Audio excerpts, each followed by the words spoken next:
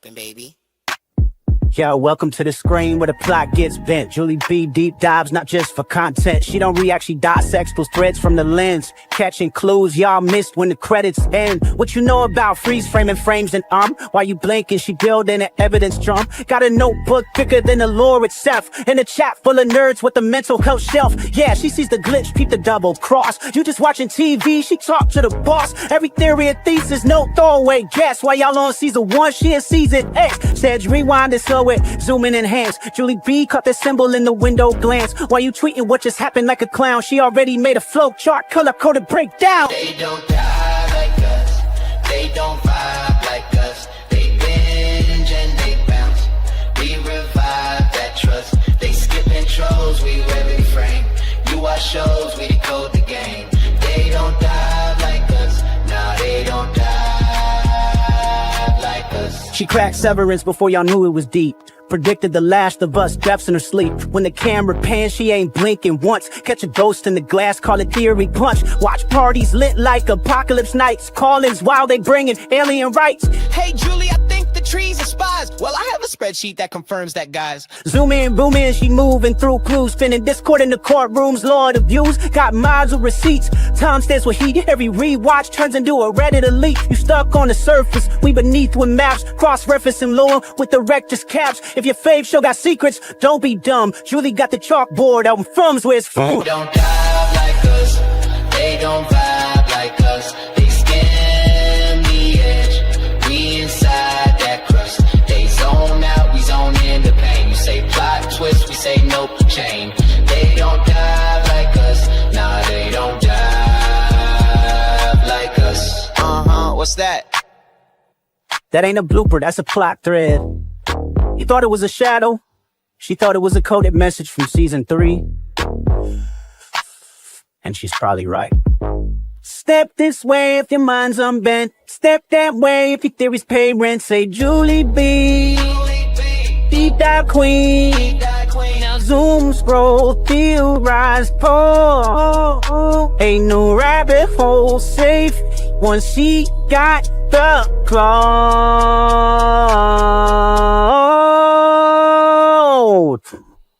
They don't die like us.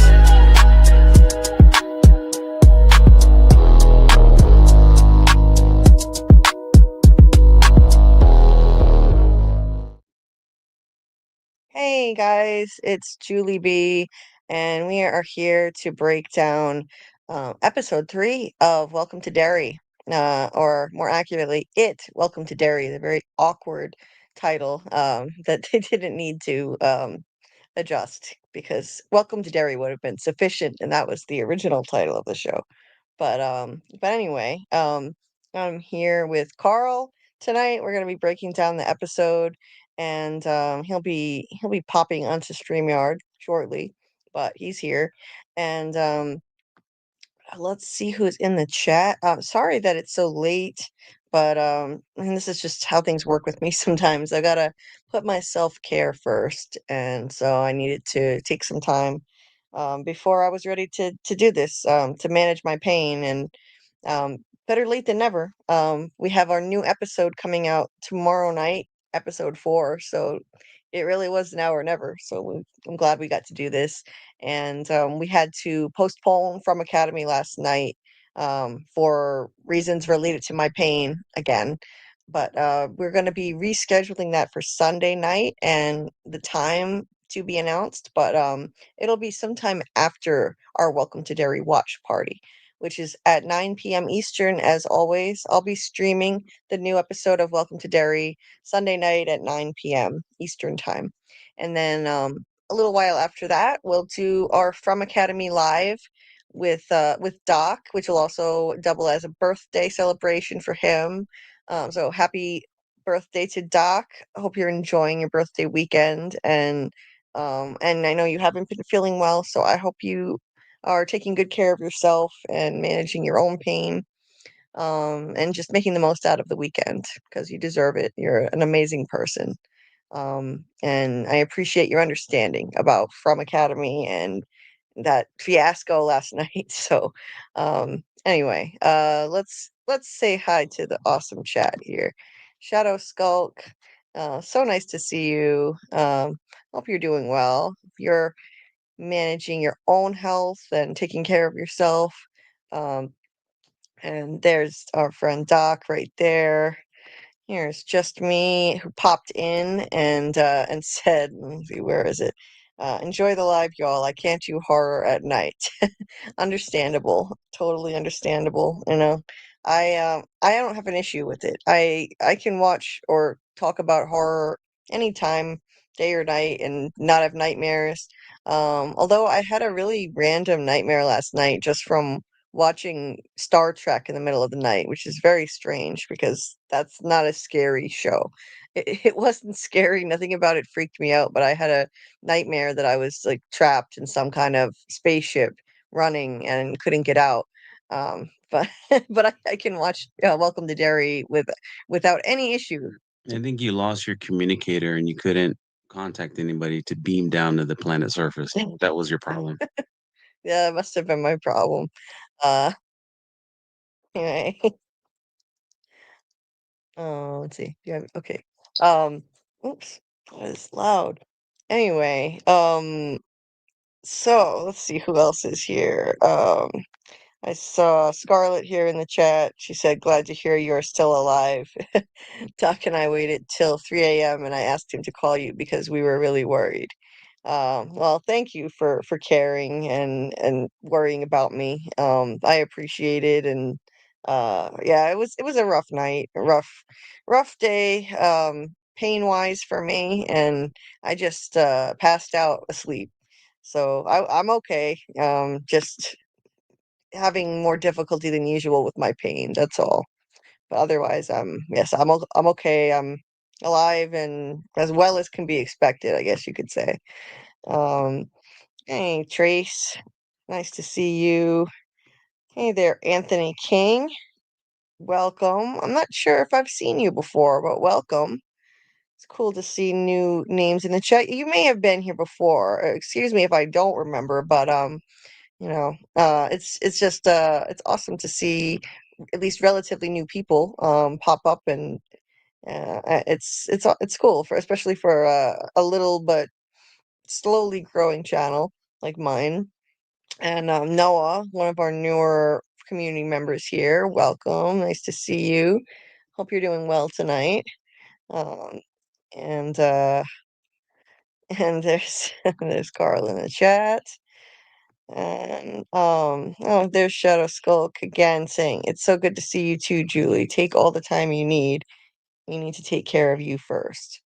Well, thank you. It's great to see you guys, and I appreciate your understanding. Thank you for caring and being an amazing family to me, as always. Um, more considerate and caring than most of my actual blood family members. So I appreciate you so much. Um, yeah, Doc said I actually really liked this episode. I liked it too. I liked it too.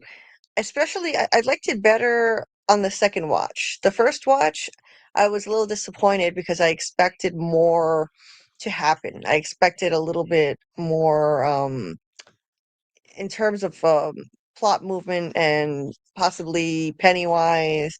They did a little fake out and made us think Pennywise was coming back at one point.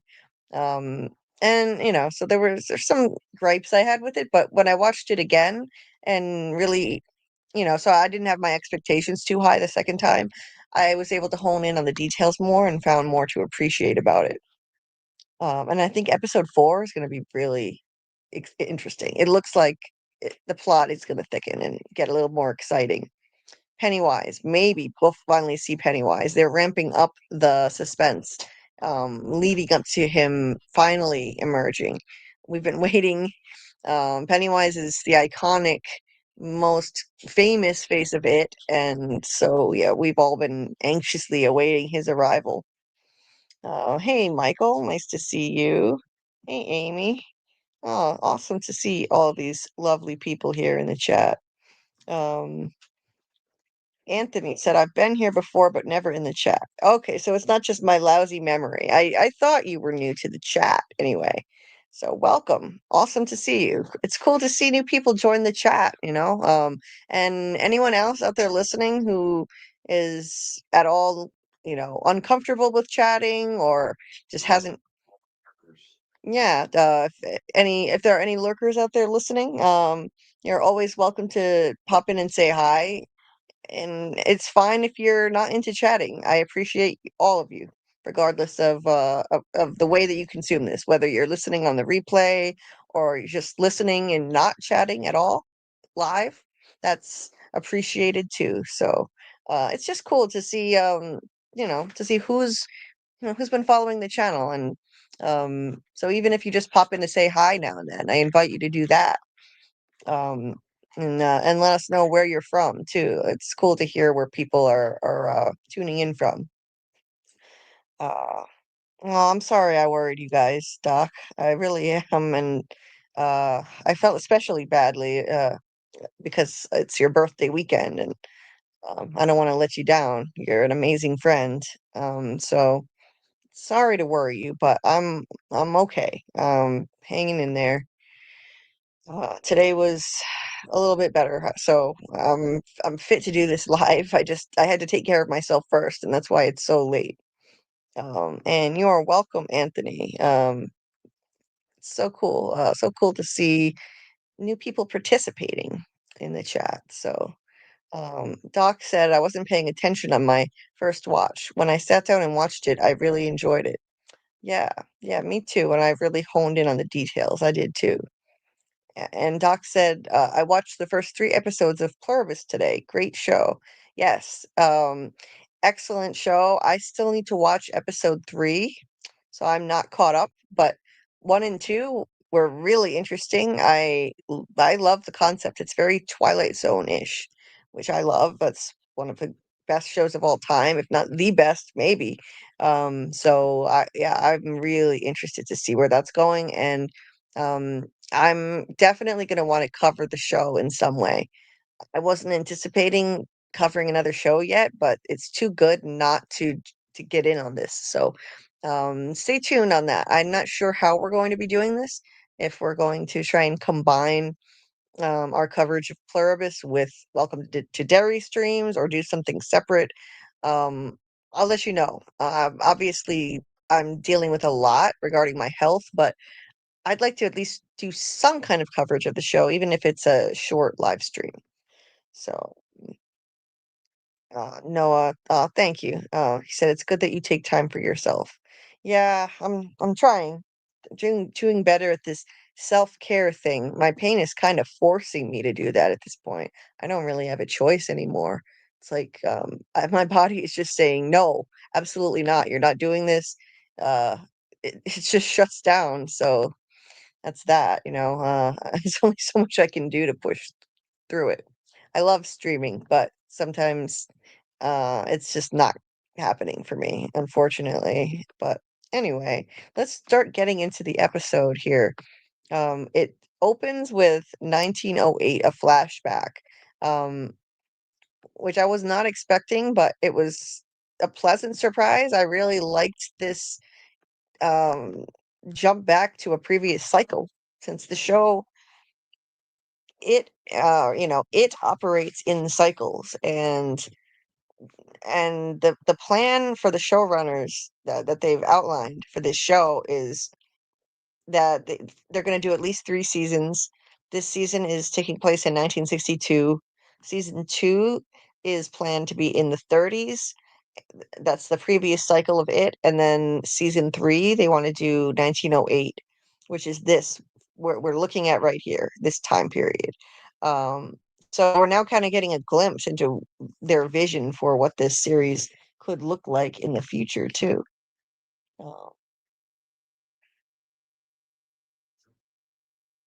Uh, that so I really liked that.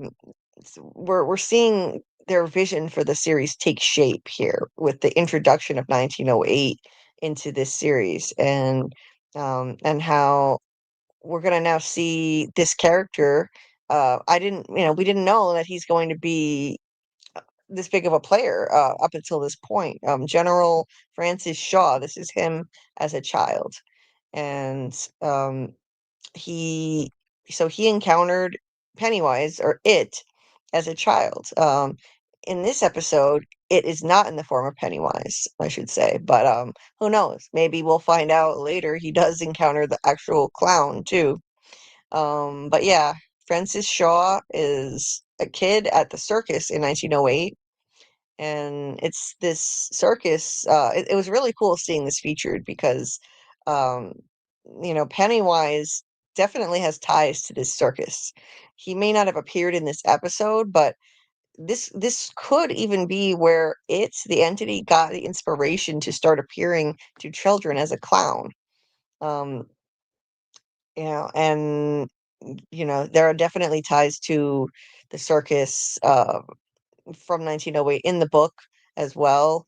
Um, it may not line up perfectly. The years, the book timetable with the years are a little bit different, but in the early 1900s, there was this traveling circus, and yeah, Pennywise probably made an appearance there. Maybe that's where he first appeared as a clown, um, where it first appeared as a clown.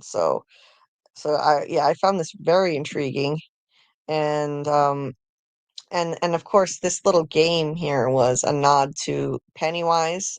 You throw a ball at these things and try to knock them down. Now, there were those I had a little trouble getting the right still, so I have to, yeah.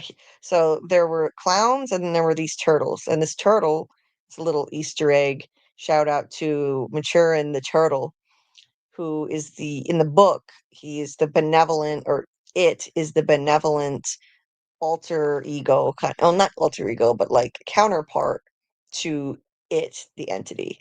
So it is the destructive entity, Maturin is the creative entity, and they're both cosmic, godlike entities that are in opposition to each other. So that was just a nice little Easter egg nod to that, a blink and you miss it moment. Now, whether they'll actually reference the turtle explicitly in the series, I don't know. It's a little bit out there. I don't know. That to me, that just the turtle stuff, and in the book, the lore about how the turtle vomited out the universe. It's a little bit acid trippy. I think. I think Stephen King was probably on some wild drugs when he wrote that part. But it's cool to see for people who are into the lore behind the show. It's cool to see those little Easter eggs, nods to the book. Um, Now that poster shows the Skeleton Man. That's an entity that it takes the form of in this episode. So we've got that coming up, but there's a freak show, which is an unfortunate part of American history at these fairs and circuses they had. People who were, people who had crazy, wild birth defects, and you know, they would travel in these shows and be put on display, and it's a horrible thing, really. But of course, yeah, that's accurate. This is historically accurate. They actually had people like this um, as entertainment. Um, in an interesting moment, Frances sees a young child clown, very much in the style of Pennywise, too. We get a better glimpse of her after this, but she's holding a bundle of red balloons. She has a similar hairstyle and similar makeup and outfit, too, and she's watching him. So that's foreboding. He's about to encounter it for the first time. Isn't that Pennywise's wagon, or at least it's the same style of wagon? It looks a lot like Pennywise's style of wagon. Yeah. Pennywise had Pennywise the dancing, and so that's similar. I'll get into a little more on her when we see a better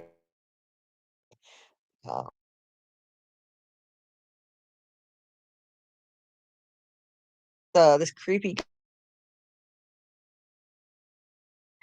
and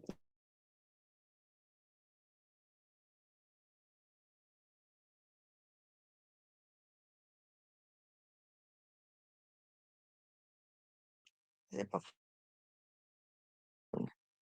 It was tricky to get this shot of her face too. I think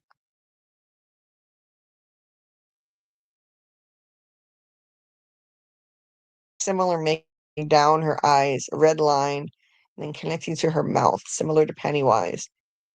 Similar, the, with the sleeves, yeah, very Pennywise like. And interesting theories out there regarding that. Um, was it who was it who said, was it Think Story who said that maybe this represents, Yes. yeah, so this could be some kind of dog Pennywise. Now, my immediate question was, how could Pennywise have a daughter? He also had an alter ego who, in the book, is called Bob Gray, and he, in the movie, It Chapter 2, he briefly into Beverly, a picture of him, girl, lies that this alter. I'm thinking, so yeah, how could this work? Pennywise, that basically it, the entity it, what's the word? Possessed, possessed a human man named Bob Gray at some point. And while he was possessed, Bob Gray had a child. So this child could be potentially touched by the it entity. Maybe maybe not directly, but connected to him in some way. So that's what I'm thinking. Maybe this child is the daughter of Bob Gray. Bob Gray could have been an actual human walking among people possessed by.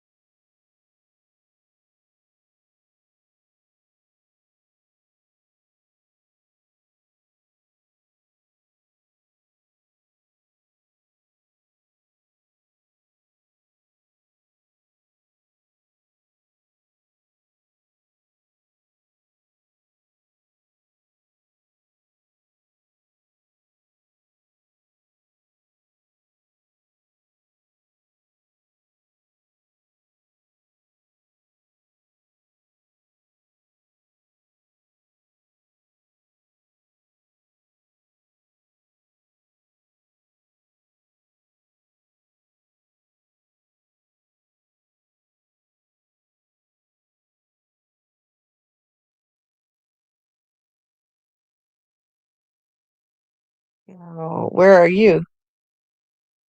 Oh, now you're back. No, I got bumped, I guess. Yeah. Okay. Yeah, I'll jump back on. Sorry, technical problems. I don't know what happened. It just kicked me out. But Michael said, anyone else having audio intermittently pixelated or cut out? Yeah, when he said that, I noticed that my tablet buffered a little bit, Oh, and then that's why I put YouTube on the TV to see how it was doing, and it looked like it was fine, and then you saw that it was just me for a second. okay. Thanks, Shadow Skull. Um, so okay, sorry about that. Let me know in the chat at any point if my audio starts glitching again, and I'll try and switch devices. So okay, so anyway, let me open up my pictures again. So I don't know when it bumped me, but I was in the middle of saying that in terms of the lore in the book, Stephen King has never explained Bob Gray. He's never explained what exactly Bob Gray means to the entity of it. In the book, when Georgie sees it in the sewer, Pennywise, he introduces himself in the book as Bob Gray. He doesn't do that in the movies or the show or anything, but he does introduce himself as Bob Gray, and it's unclear what that means. And so all we can do is theorize, and he's just played coy about it. And the movies introduced the idea that maybe Bob Gray had a daughter, and somehow Bob Gray is an alter ego of Pennywise. And so yeah, my thinking is that it may have possessed a human man, Bob Gray, and then had this daughter, and maybe this is her. Maybe we're getting a glimpse of her right here. Just something to think about. So, getting back to the freak show here. So Francis enters the freak show area, and there's the Hall of Mirrors. I Now, don't know if you know this, Julie, but the freaks come out at night. yes, yeah, they do. Now this right here, I recognized him immediately because I've been watching a lot of the featurettes at the end of every episode, and this is Andy Muschietti, the director and creator of the It movies and this TV series. So, little cameo where he's playing the piano in the Freak Show Funhouse. Then we've got the conjoined twins, um, and in different spots we see these yellow orbs of light, and I think that they always make me think of Pennywise's eyes, his yellow eyes, that distinctive color. It's kind of meant to evoke that, I think, and kind of make you think, well, maybe he's about to jump out. He's finally going to appear, but he's not. I mean, he's here. It is in the form of this other entity here. He's taking the form of this skeleton man instead. There's still this dead-like presence. You see the yellow orbs kind of reminding us that it in its purest form is the deadlights, and the skeleton man. So he appears to Francis. So now this may not have been it just yet. He sees this guy in the freak show, but when he sees him again, he's definitely it at that point, inhabiting the form of this thing. Um, because he terrifies Francis, and Francis runs out of there. Now, contrary to popular misconception, this is not Doug Hughes, the actor from our beloved From series. It's not Doug Hughes. It's just a guy who may or may not Wait, what do you resemble mean? What do you mean? him. Some YouTuber said that was Doug. Well, that whatever YouTuber said that was wrong. Um, Get out of here. YouTube wrong? y- YouTubers wrong? yes, Never. yes. Sometimes people get it wrong. Don't deny the truth, Doug. Don't deny the truth. this this toothless wonder here is not Doug Hughes. Um, he was on our See, that's what stream. happens when you steal bicycles. They take your eye and the teeth. Yeah, bicycle thieves. um, yes. So this is not Doug. It's Doug was on our stream uh for the Poor Player live on Thursday night, and we asked him, and he said, "No, this is not him." And if you go on IMDb, you can see it for yourself. The Skeleton Man is credited as somebody else. Let's see, who is the Skeleton Man? I don't see it right now. I'm looking at the main cast, but obviously he's not part of the main cast. On IMDb, it says it's somebody D huge. No, it's like Yeah, it's not Doug, but I'm trying to find the actual name. Let's see. I see dog faced boy. Oh, here it is. Peter Scholler Scholier. Peter Scholier. So that poor guy, he's not getting the credit for his work because everyone is mistaking him for Doug. Um, but anyway, so yeah,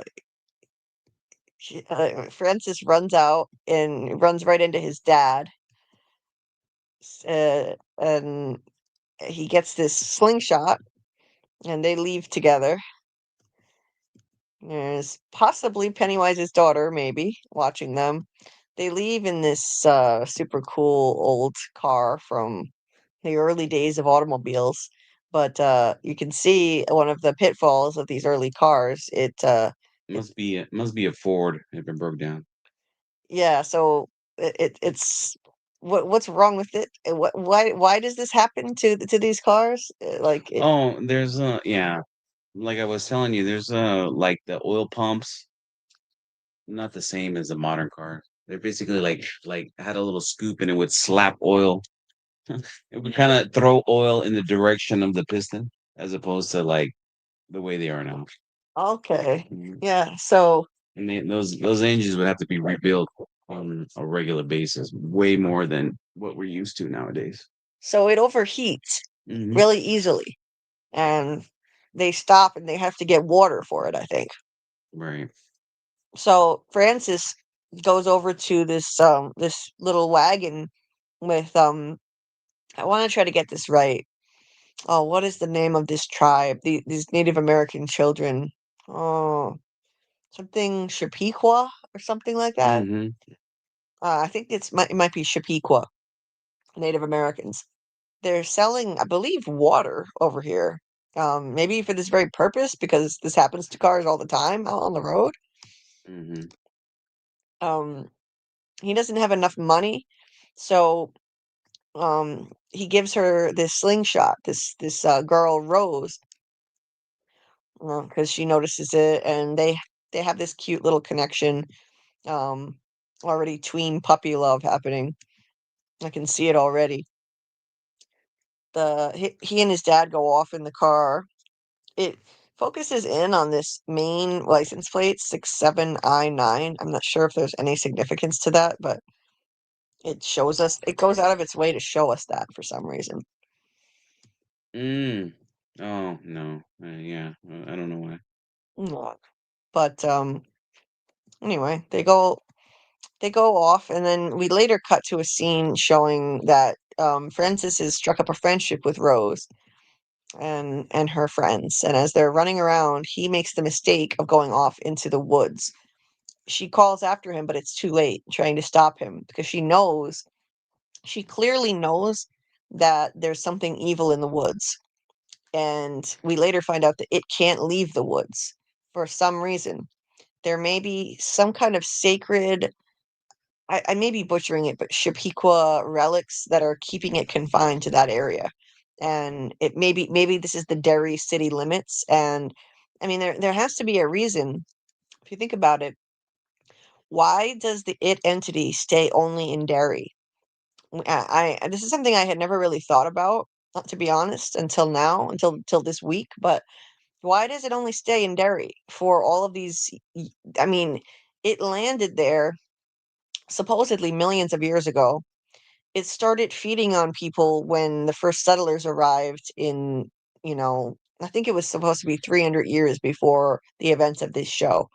Um, Oh, and that's the whole like the 253 settlers just disappeared or something, right? From the right, miniseries and the movie or something. Yeah. right. The first settlement of people just vanished without a trace in Derry. Now, why does it never leave Derry? It came from, you know, light years away from across the universe, in the macroverse or something. But it stays confined to Derry, and I think it may be due to these Native Americans being able to contain it using sacred relics. Um, and but sadly, Francis runs off into the woods, oblivious to that, to the fact that it is lurking there. Because once he gets there, he's stalked by the skeleton man. Now this time, it's not the guy from the freak show. This is it embodying the form of that skeleton man because it terrified him. So it's going to take the form of whatever a child is afraid of. Just like in the book and in the movies, like Richie at one point, Richie saw a movie about a werewolf and then it took the form of a werewolf. It's the same playbook. Um So yeah, this thing is pretty grotesque too. It kind of morphs into this like skeleton like contortionist and chases him around. Um, and in the movies, Pennywise also could contort his body, and same as in the miniseries too. So we know this isn't a skill that he has. Kind of, this thing runs around kind of reminiscent of a spider, and then its face morphs, and you see these disgusting, gigantic, sharp teeth, many rows of teeth. Also reminiscent of Pennywise when he morphs, and you see all of those rows of teeth. So yeah, this is clearly the entity. But just as he's got Francis cornered, oh my God, yeah, that's a gnarly shot right there. He doesn't have a nose. It's rotted away. There's a gaping hole where the eye should It be. looks like grandma from, doesn't it? It's a little bit. A little bit, yeah, it does. The granny monster from a little bit. Yeah, poor dog being mistaken for this creature. Oh my God. But this looks different. I mean, this looks even worse than the shot of him from the carnival. But yeah, then Rose comes and saves the day using the slingshot. She hits him with something, and yeah, it enables Francis to get away. And interestingly, when this thing bleeds, we know that it's the entity because the blood floats instead of dripping down. These are circles of blood floating. Well, we all Everything. float down here. We all float down here. So, yeah, that was a cool detail. In the movie, Pennywise the clown, when he bleeds, the blood floats as well. Um, yeah, the two kids get away, and that's the end of that scene. So yeah, that was a fun one. I liked that intro a lot. And I think we're going to get to see a lot more of these characters in the future when, if the show does succeed enough to get picked up for 3 seasons. Season 3 will probably show a lot more about these kids.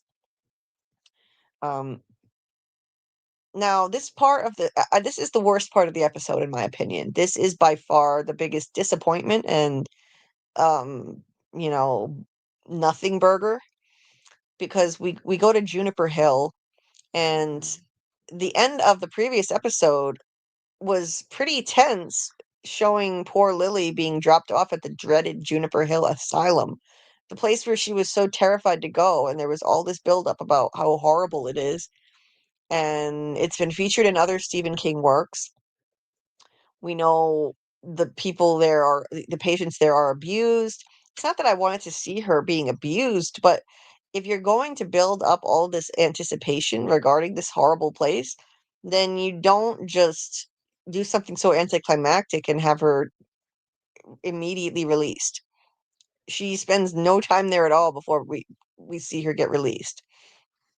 However, there is something ominous about it. This doctor tells her mother that he's going to increase her med dose for now, but if things don't improve, if she still continues to have these episodes, such as the freak out that she had at the supermarket with the pickles in episode 2, he said they may need to take more permanent measures.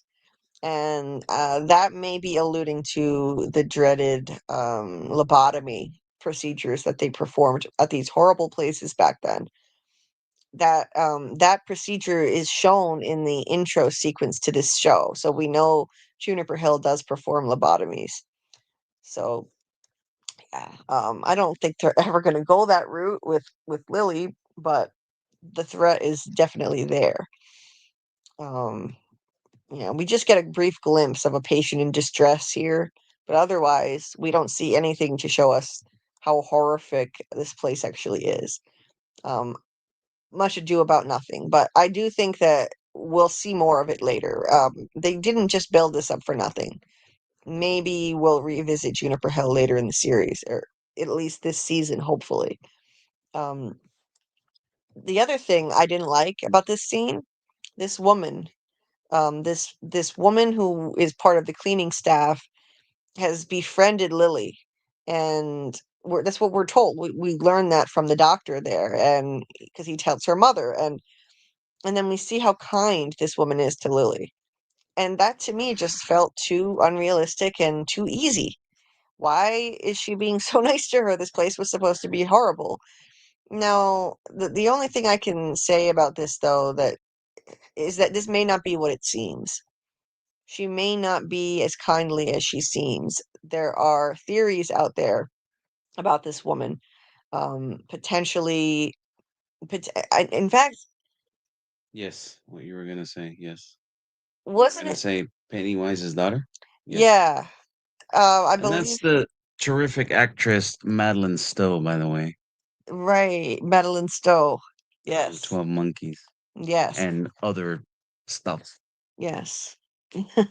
So, Think Stories video also theorized that this woman could be the adult version of Pennywise or Bob Gray's daughter. So maybe that little girl we saw dressed as a clown in 1908 could have grown up to be this woman. Now, she does look pretty young, but if you look closely at her in the episode, there are lines on her face, and she appears that she is aging well. And the actress is in her 60s. 67. She's 67 years old. So she is, in fact, old enough to be the adult version of that child clown. And that clown that we saw in the 1908 sequence was a child. She was she's portrayed by a young actress. So yeah, this could absolutely be the adult version of that young clown girl, and maybe Bob Gray's daughter. And if Mhm. that's the case, and if my theory is right, and it possessed Bob Gray, then this woman is probably up to no good and is not as kindly as she may seem, because any daughter of a man who was possessed by it can't be good. She can't be a force for good. And Shadow's asking she's wondering if that lady's gonna have a bigger story. And yes, she's already like Madeline Stowe's already like in some trailers, so she's definitely gonna have a at least a decent sized role. Right. Hmm. Yeah, Shadow. If not, yeah, she said it. Shadow said, "I wonder if that woman from the cleaning staff will have a bigger story, if not this season, then the next." Yes, yes. This woman, she might. I think she probably will. She's not what she appears on the surface. She does appear in the looking ahead full season trailer, saying something right into the camera that looks kind of ominous. I can't remember what she said.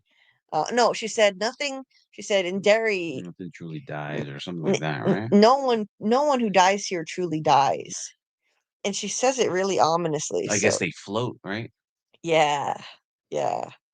So yeah, it's so yeah. This there's more to this story. So as much as I was disappointed in her in this scene, I think there could be some interesting developments later on, and that will pay off.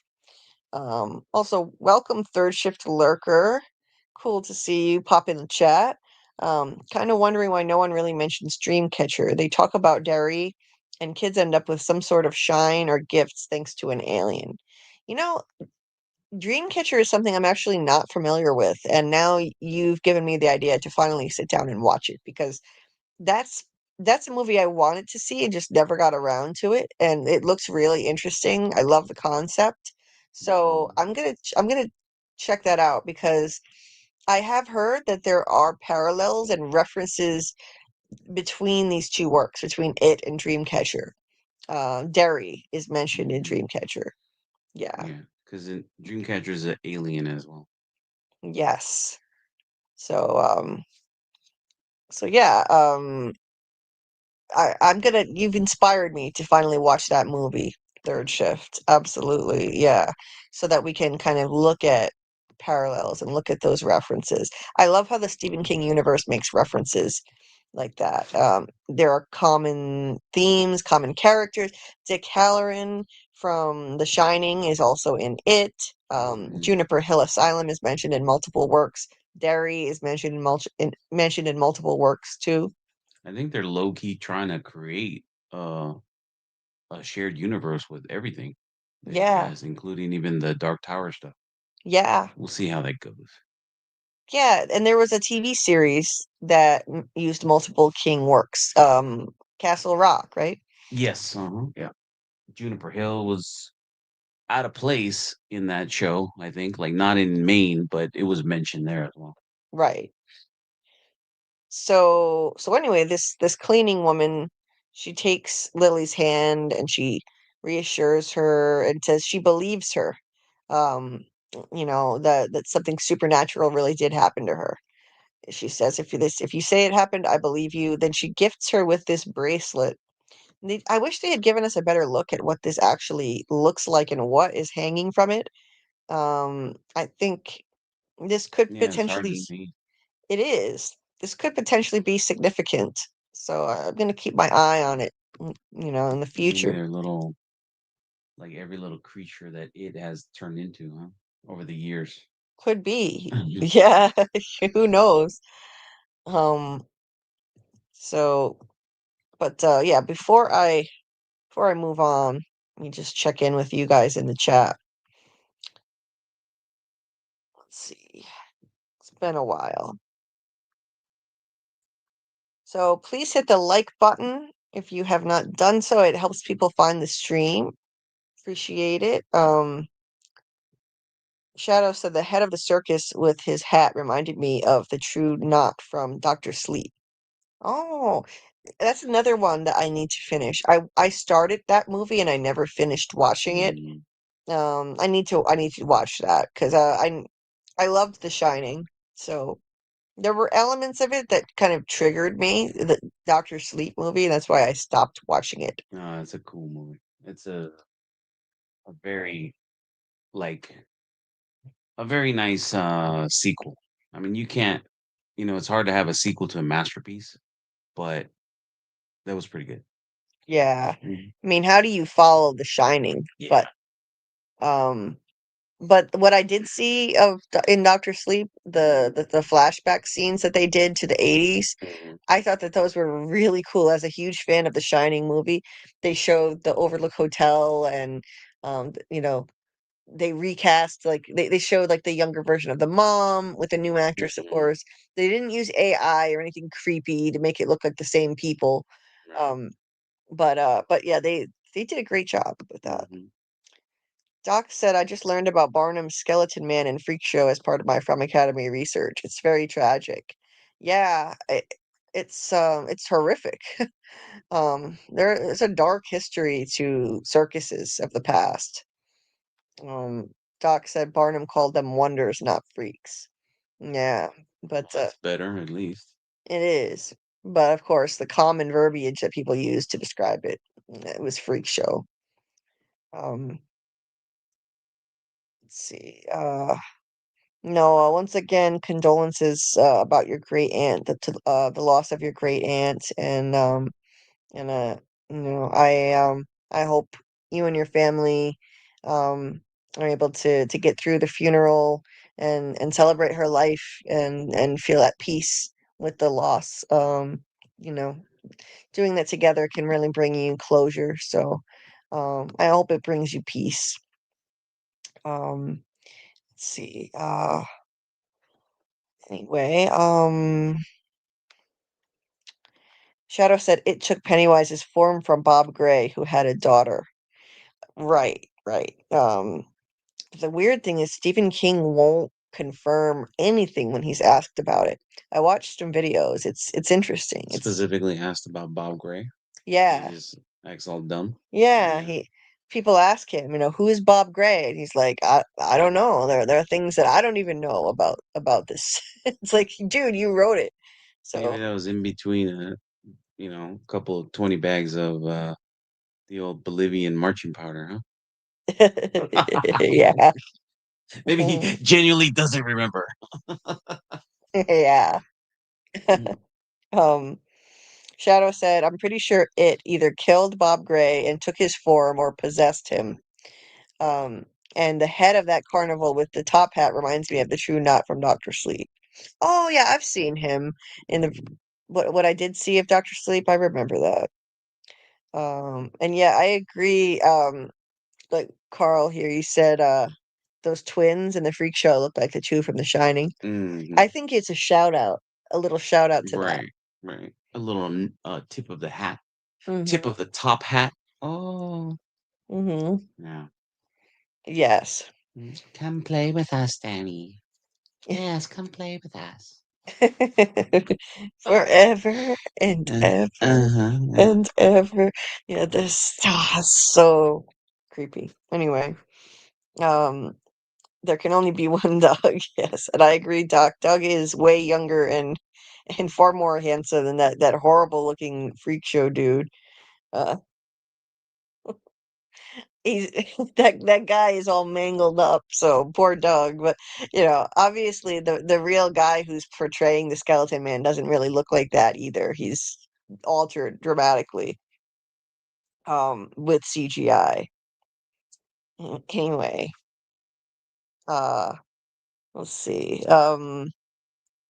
Similar to the old lady in part two as well. Yeah, when the skeleton man is kind of contorting and chasing Francis, he does kind of move similarly to the old lady, Mrs. Kirsch, in It Chapter 2. Yep, that's true. Let's see. What else? What else did I miss here?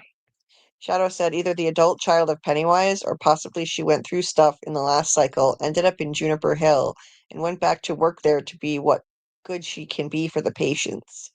Yeah, maybe, maybe. Or she could be, she could be there kind of, to help serve it in a way. Like this is a horrible, evil place, and who knows?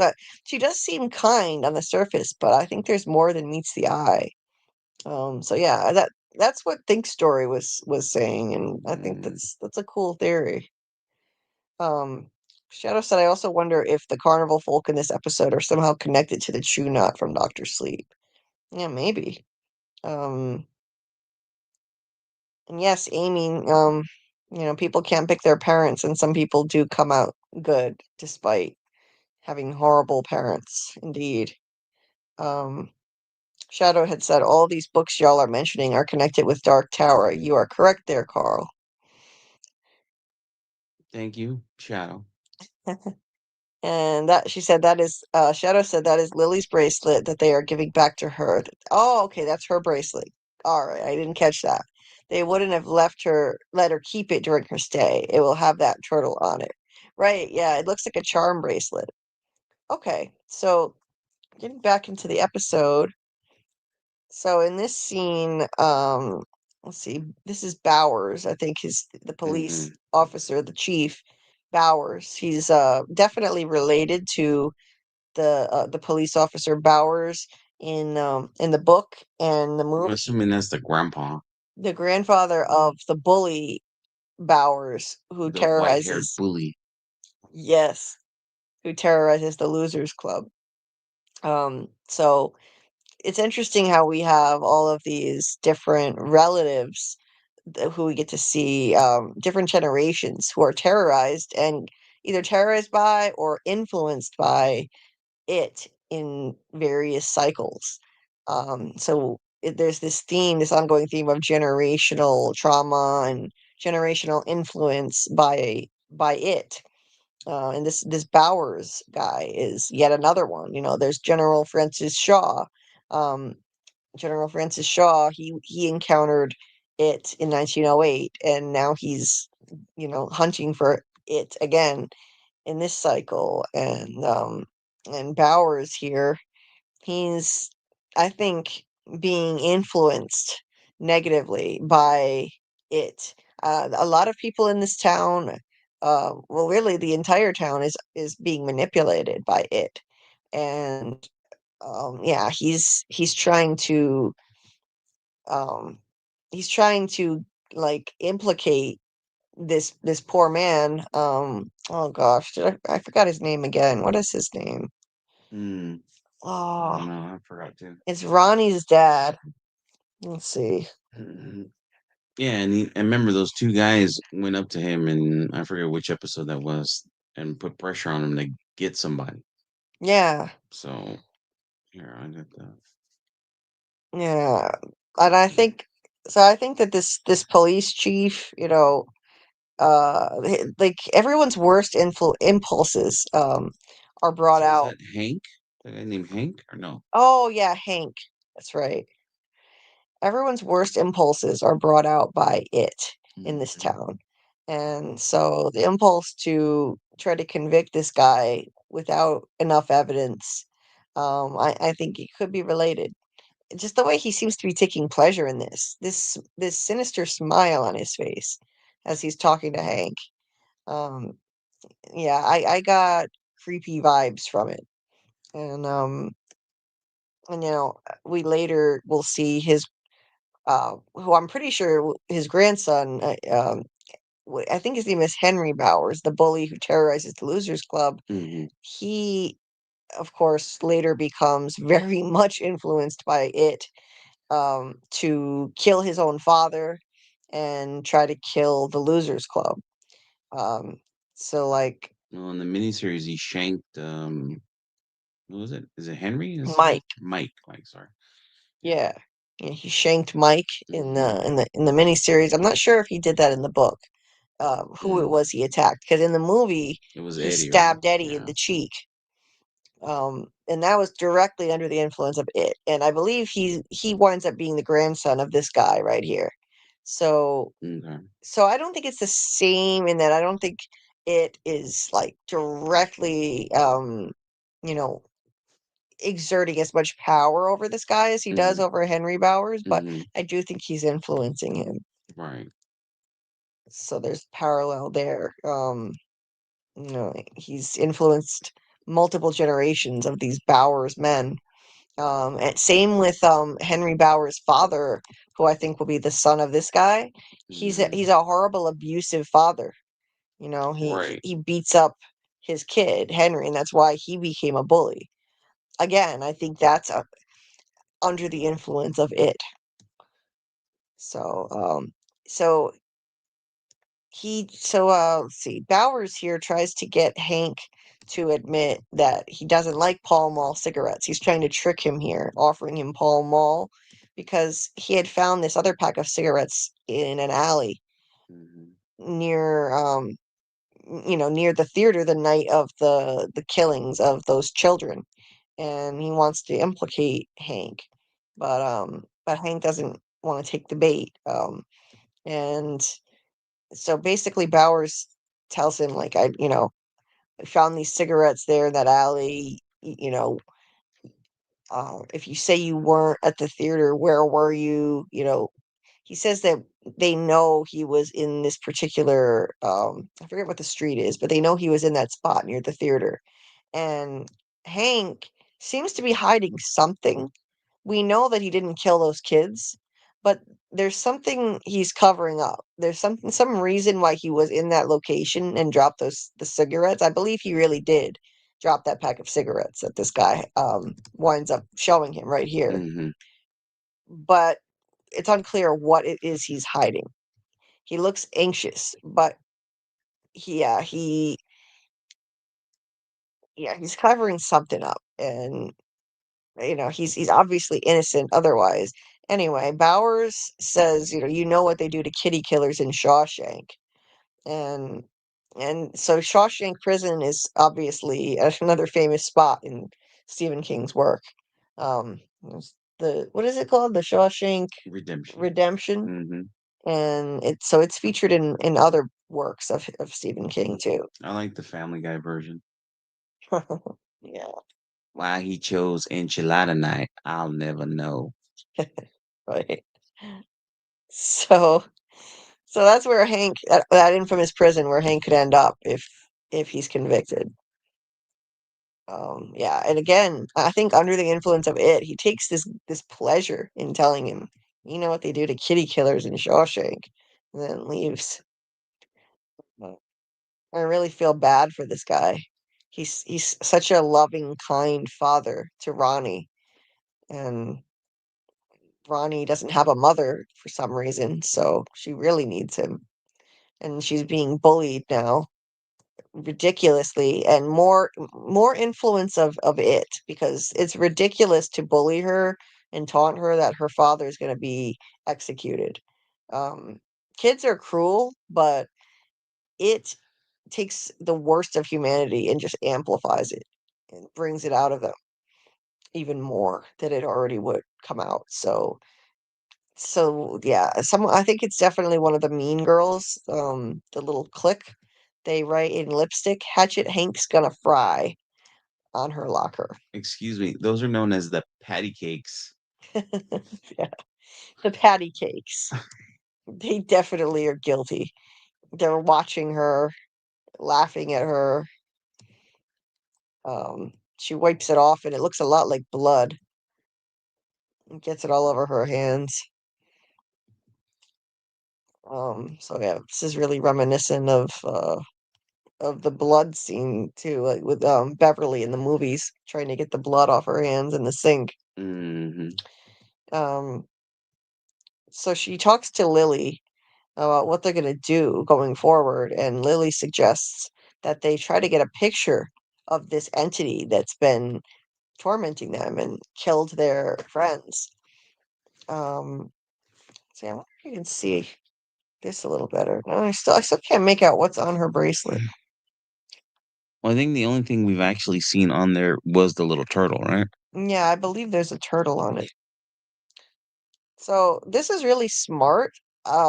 In the movies and the miniseries, no one ever tried to get a picture of it, and I don't know if it happens in the book. If anyone in the chat knows the answer to that, let me know. If anyone tried to get a picture of it in the book, that's something I forgot to research.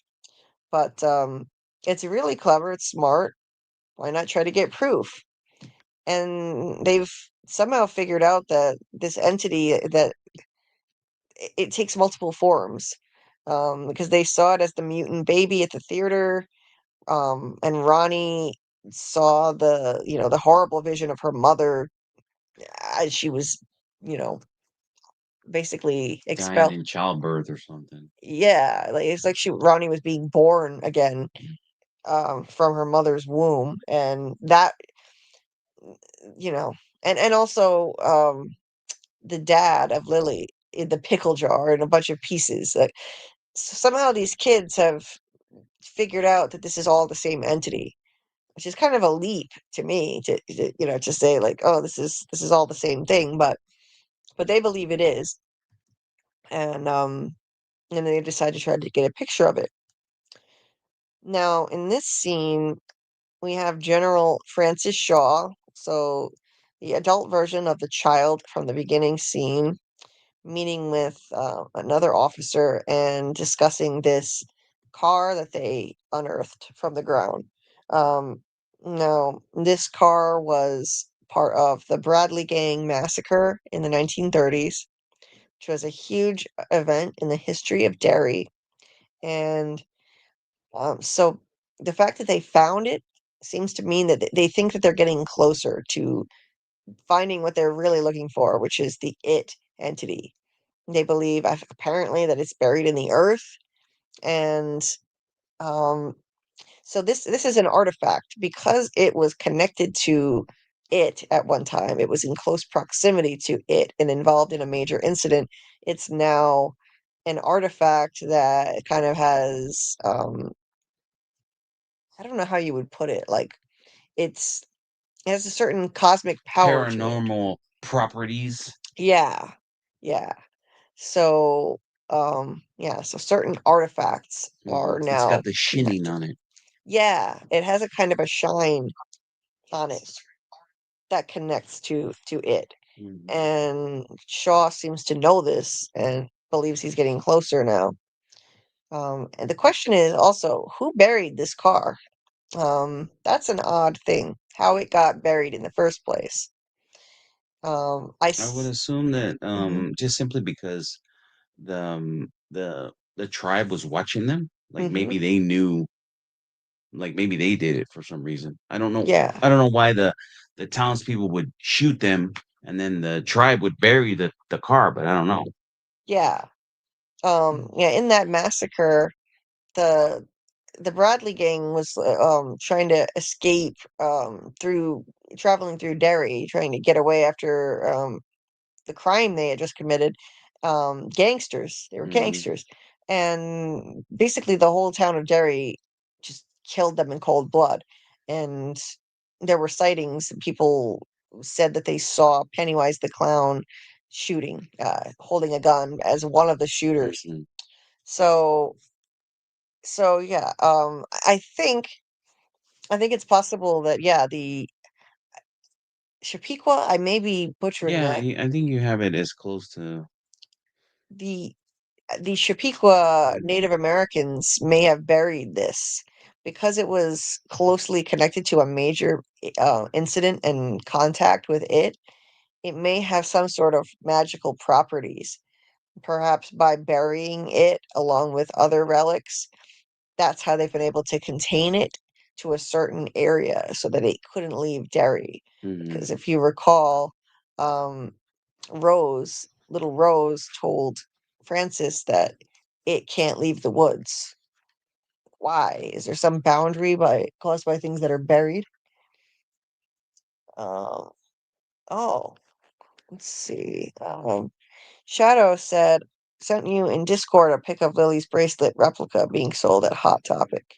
Oh, interesting. I'll pull that up and take a look and show it. Thank you for that, Shadow. And Shadow also said from episode 2, I would infer that Ronnie's mom died in childbirth. Oh yeah, she definitely did. And it took the form of her mom to torment her with guilt over killing her, of course, which she couldn't help. But yeah, that was a brutal scene. Anyway, so yeah. Anyway, getting back to their little meeting here. So they're, examining more evidence. There's another picture, I think, comparing it to the car, the images that they had of the car from the massacre. Mhm. There's a shot from the aftermath of the Bradley gang massacre.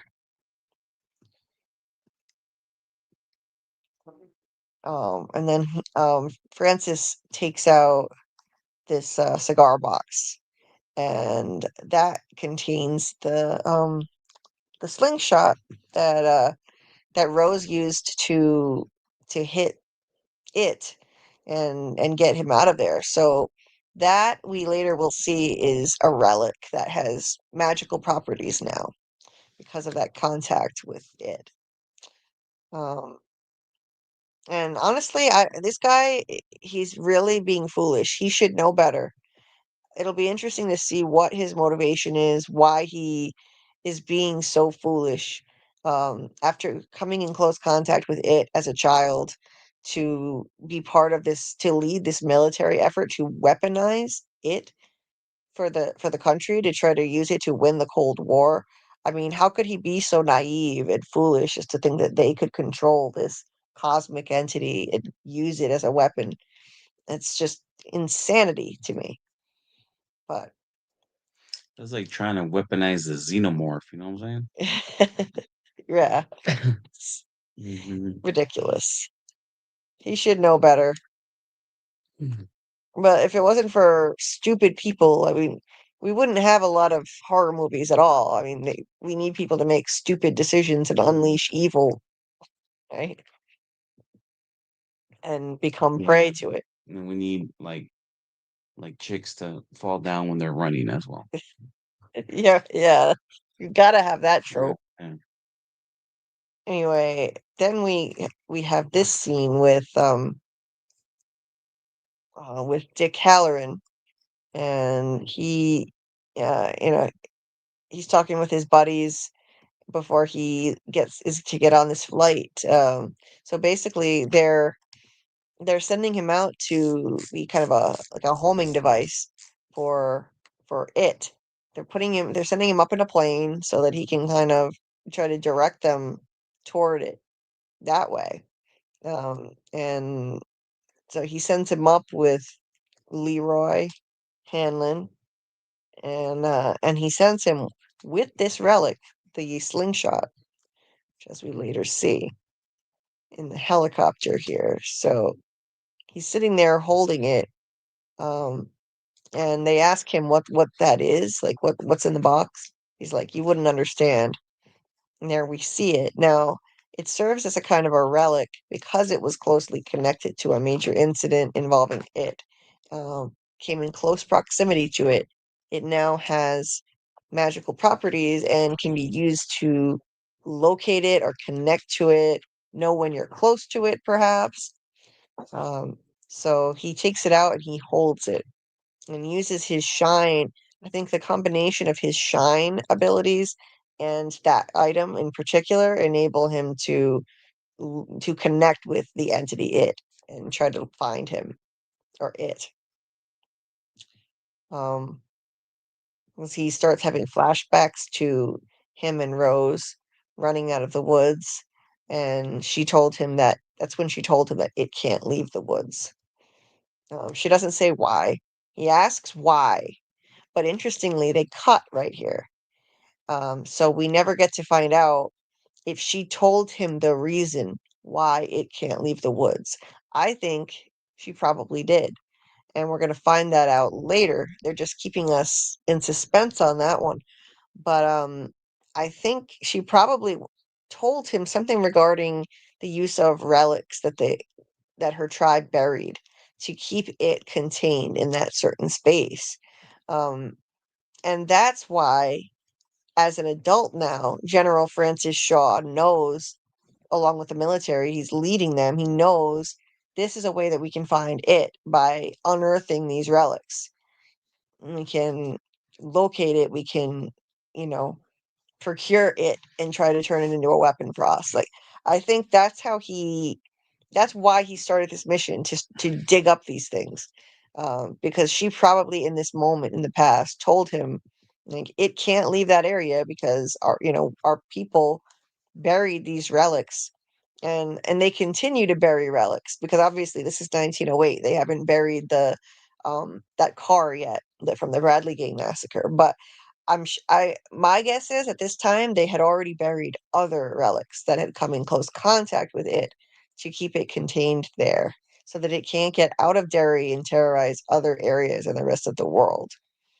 Now, this dumbass, Francis Shaw, has grown up and he's exploiting whatever knowledge she gave him to try to find it and use it for his military ambitions. And of course, obviously, it's a noble cause, and the Cold War was obviously a massive threat looming over this country in the 60s. So I guess, he looks at it like this is worth the risk. I mean, this is a time when children were constantly diving under desks as if that would possibly save them during a nuclear attack. Um, so during those kind of circumstances, I guess I can understand why he would take such a ridiculous risk and think it was necessary to try to find it and use it as a weapon. They were terrified all the time that the world was going to end, that we'd get blown away by a nuclear bomb at any given time. But anyway, I digress a little. Hmm. Um, but yeah, that's definitely a major issue to think about. That's his motivation, why he's doing this, um, and yeah, I'll be really interested to see when they finally reveal like what is the reason why it was contained there. Um, Now, they did a great job with this. Look at how much this actress resembles her young counterpart. Great casting. Um, cut back to the present, and Rose is looking at pictures of I think that's what is that, the dig site or where I think that's That's like where that the younger kid has been like sneaking around taking pictures of what the military's doing. right. I'm assuming those are pics that he developed. Right. So that young Native American Hmm. man, he's been taking pictures, sneaking around to take pictures of what the U.S. military is doing, and they're doing these huge digs trying to find relics. So this tribe, they're getting together to discuss their problems with it. They view this land as sacred. That to them, this land is sacred, and it's being violated by the military. And the thing of it is, though, there's an ulterior motive, of course, to trying to stop the military from doing this. I'm not sure how much all of them as a whole know, but Rose definitely wants to stop this because unearthing those relics, unearthing it, would only bring disaster. Um, and I agree. I think that's a no buenos. yeah, yes, it is. And like, and she has this little back and forth with this young man whose name I don't Okay, know, I'll find it. but he so he's basically pushing for more aggressive action that they should take. Like she says, So Taniel, so like Daniel, but with a T. Taniel is the character's name. oh, all right. So Hmm. his name is Taniel. It's kind of a weird one. It's an odd name, Hmm. yeah. Yeah, so she says, they should send out a cease and desist to the US military, and he's like, they're just going to ignore that. And she says, well, I know, basically. She knows they're just going to ignore it, but she doesn't want to completely try to put a stop to what the military is doing until she knows exactly what it is they're doing. So that's essentially what she says. Right. She doesn't actually want to stop it because she doesn't know what they're doing. Right, She wants to find out what it is first, right. and then they could stop it or whatever. And just, yeah, let it play out a little so she can ascertain what they're doing first. Um, Now back in the plane, Dick Halloran seems to be very ill. He's going into a trance. It's a shine trance. The shinning. Yes, the shinning. He's yeah, he's clearly unwell, and they become aware of that. He's not responsive when they talk to him. Um, they radio to get instructions on, they request permission to turn back, but Whoa, that picture looks kind of freaky. What's going on there? oh, How is it affecting him? mm, I don't know. It almost, yeah, in this moment, Like, whoa, yeah, it started to look whoa, buddy. possessed.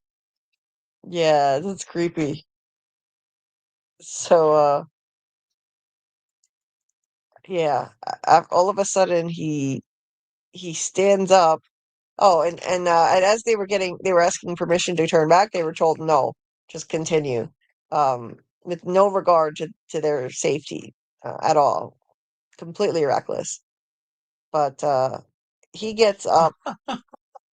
What? Sorry.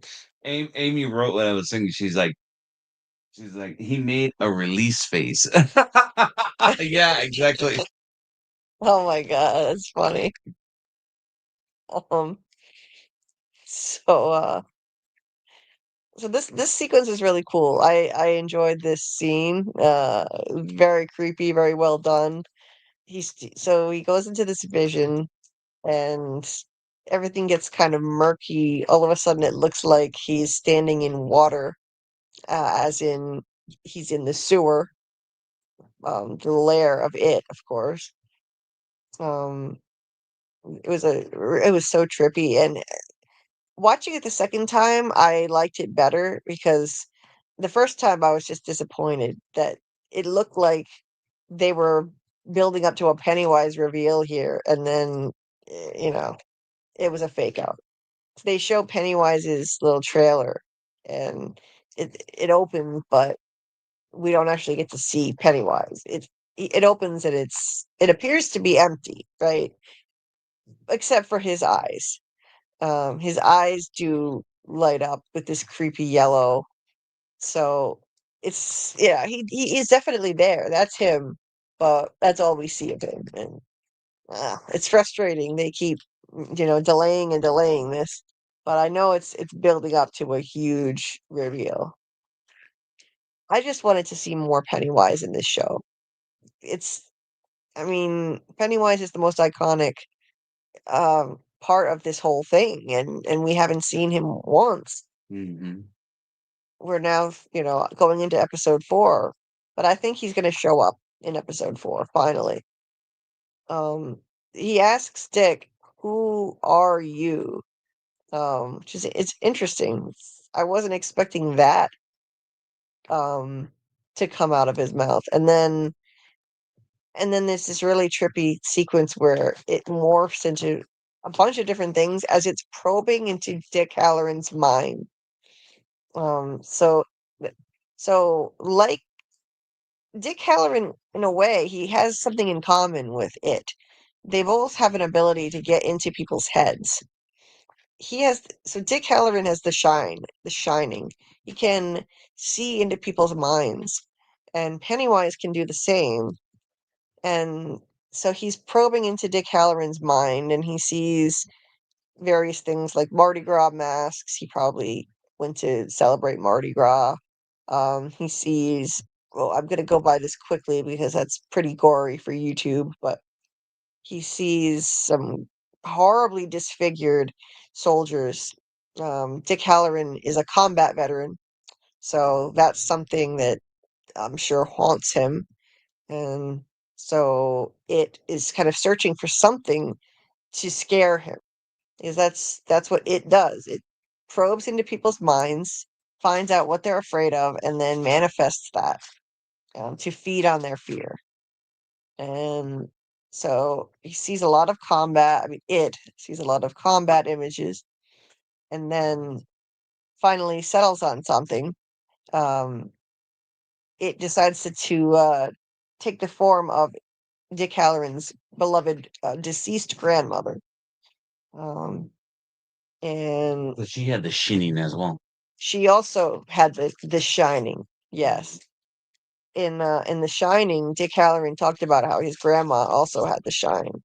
And he later in this episode tells Leroy his grandma said it's like seeing without seeing. Um, and I remember in the movie, they said that he said that they would have conversations without even opening their mouth. yes, they They're did. able to communicate with each other. Yeah.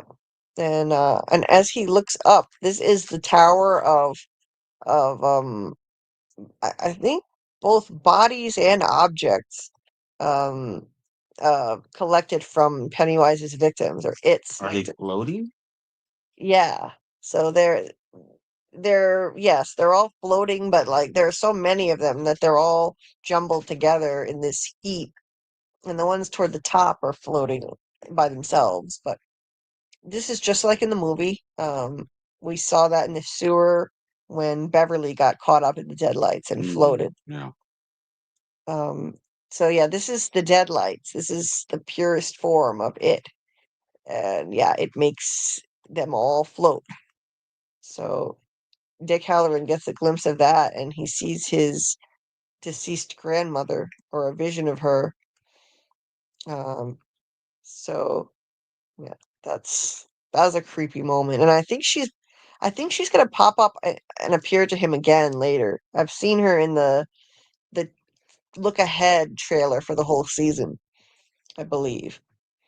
But anyway, at that point, he's abruptly literally yanked out of his vision by Leroy Hanlon, who stops him just in time because um, Pennywise, or it rather, had been like influencing him to turn the hatch and open the plane and probably jump out.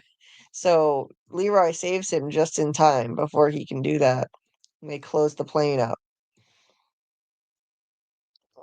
Um, after which he's Not trying to be one of those guys, but yeah. it's a helicopter. What did I call it? You've been calling it a plane this whole time. Well, okay. It's tomato tomato. Yeah, plane, helicopter, it's the same. Splitting hairs. Okay. It's a flying In the vehicle. air, right? Okay, you got it. It's a flying vehicle. Mhm. So General Shaw approaches him after and commends him. I mean, even though the guy fucking opened the hatch and almost jumped out, uh, eh, like he's commended for what he did, uh, and Dick, he, he does kind of like warn him, like maybe we should leave this alone. Maybe we should just let this go, because I mean at this point now he realizes like this is after having this close encounter with it and seeing that vision, he's shaken up, and he's rightly realizing that this is extremely dangerous. And but what can he do? He's in the military. He has to follow orders. He's kind of, his hands are tied. I mean, what else is he supposed to do? Like desert and flee? It's not exactly easy to do. So um, he's forced to continue this against his will. And all he gets in return are some special little perks for him and his buddies, which Shaw offers him more of now. Really interesting character. I'm glad they wrote him into the show. I mean, these kids, they're okay. I'm not connecting with them as much, but yeah, we get some scenes with Will, and so that's Will Hanlon, and this kid is, oh, I'm forgetting his name now. God, too many new characters, and oh, I can't keep track of names that easily. Rich. Rich, okay. So, What a great name. yeah, He looks like a Rich, doesn't he? He doesn't look like a Jose or a Pedro being Cuban or nothing, right? He's a Rich. yeah. Rich is a Cuban American, but yeah, I mean, I would have took, Desi, right? We love Desi so much, but Desi. Rich. Okay. Desi would have been more appropriate. But yeah, his name is Rich. Desi would have Um, would have took his conga drum and like bashed Pennywise over the head with it. I think that's what would have happened. yeah, he would have. Look, he even has kind of a little bouffant hairdo like Desi. Oh, Look at his can you hair. imagine Desi and Lucy taking on it? They would Yeah, have they would have ran circles around that thing. right. Um, this still is weird. Look at Marge's Lucy, we float. look at Marge's eyes. She looks like Pennywise in Whoa. this shot. They're yellow. The shot, I don't know why the light looked like that, but that's creepy. Mhm. So so anyway, Will and Rich, they meet up with Ronnie and Lily, What's and that on his lip right there? look at this. Look, he's sporting this chocolate milk mustache. What a doofus. Yeah. Um, and nobody even comments on it. That's the weird part. Nobody comments on it. It's gotta be a cut scene. I mean, they must have cut something and just left it there. I think they cut something out Yeah. because he's got the milk mustache and no one comments on it. And then in the next scene, it's gone. So I think they The cut it. disappearing mustache. Yeah. There's a famous Star Trek, your nightmare causing show. There's a Oh, famous Star Trek episode where um there's a mustache that starts losing like a certain character. It starts getting really, dissipating as a scene went on, as God. the episode went on. Weird. Anyway, so the girls ask for help with taking a picture and developing it, taking pictures of this entity because they figure that Will would have the skills to do it, and they're right. Um, so so yeah, they agree to help, even though they're skeptical, and Will doesn't believe Ronnie and her story about what happened at the theater, all the supernatural stuff that took out their friends. Um, so moving on, um, General Shaw visits Rose at her shop, and they both lie to each other's faces, basically. Uh, so, but to start, he he basically acknowledges the memory loss that he has, that he had forgotten that she even existed, and what happened to them after he left Derry. His family moved out of Derry. His father was reassigned to another military base, and he didn't remember her because when people leave Derry, they the further away they go, and this is true in the book, the more they lose memories of Derry and what happened there. Um, but when you come back, the memories return, and now he's remembering. So, but one wonders though, if he says he didn't remember her, and yet how did he remember enough to know that it and all of those relics are buried in Derry, and he led this military operation back to Derry? That part I'm not clear on. The You sh saying that's a plot hole? Yes, Yeah. that's a plot hole. How did he remember, to that? How did he remember enough about it and those relics buried there to lead this military to come back and look for it? Um, in the book and in the movies, the Losers Club, they only return to Derry because Mike summons them back. Mike never left Derry, and as a result, he remembers what happened to them, and he asks them all to come back. That's the only reason. And once they return, then they remember everything that happened with it. But anyway, could be a plot hole, but we'll see. Um, there's a flashback to before he moved out back in uh Oh, yeah, 1908. 08 or so. And he and Rose had gotten very close. Looks like maybe even a childhood romance, Oh, a and little smoochy smoochy. Is that what you're saying? maybe it looks that way. Um, he wants her to promise that they'll never forget each other, basically.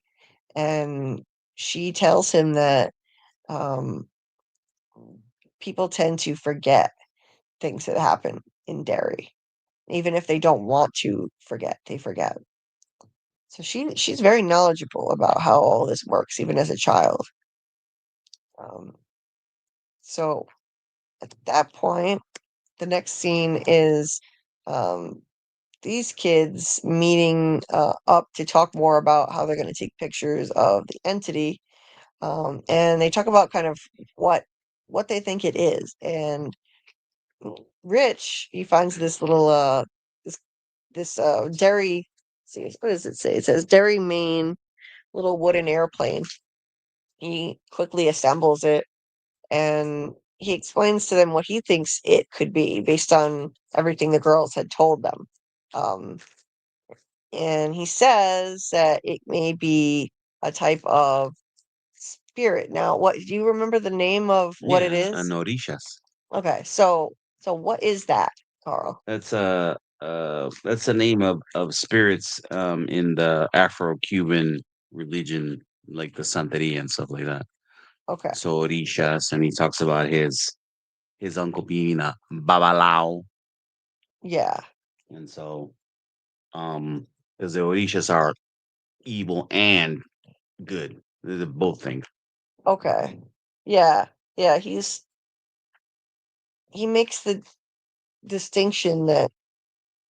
Hold on a sec. I want them to be able to hear you. Mhm. Uh, um, so he makes the distinction that they're not all evil spirits.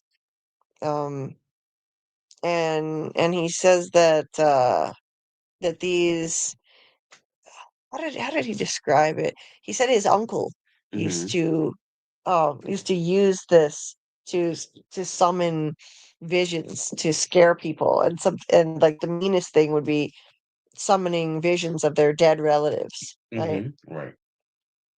Um, Summoning the Orishas to scare somebody by having them, yeah, come around. right. His uncle was a babalao. Yeah. So yeah, that was an interesting bit of information he offered it. And we know like that's not what it actually is, but it's interesting connection to an actual mythology that exists, that has parallels to this it entity. And then he launches the airplane, and you had an interesting observation about it because he launches the airplane toward Derry, Hmm. and at first Mm, it seemed to be like it was flying fine, and then it takes a nosedive. yeah, and I think that's that's what's gonna happen to all these people's plans to take on the entity, to take on Yeah, Mr. It. yeah, You think you're doing something and then pew, crash and burn.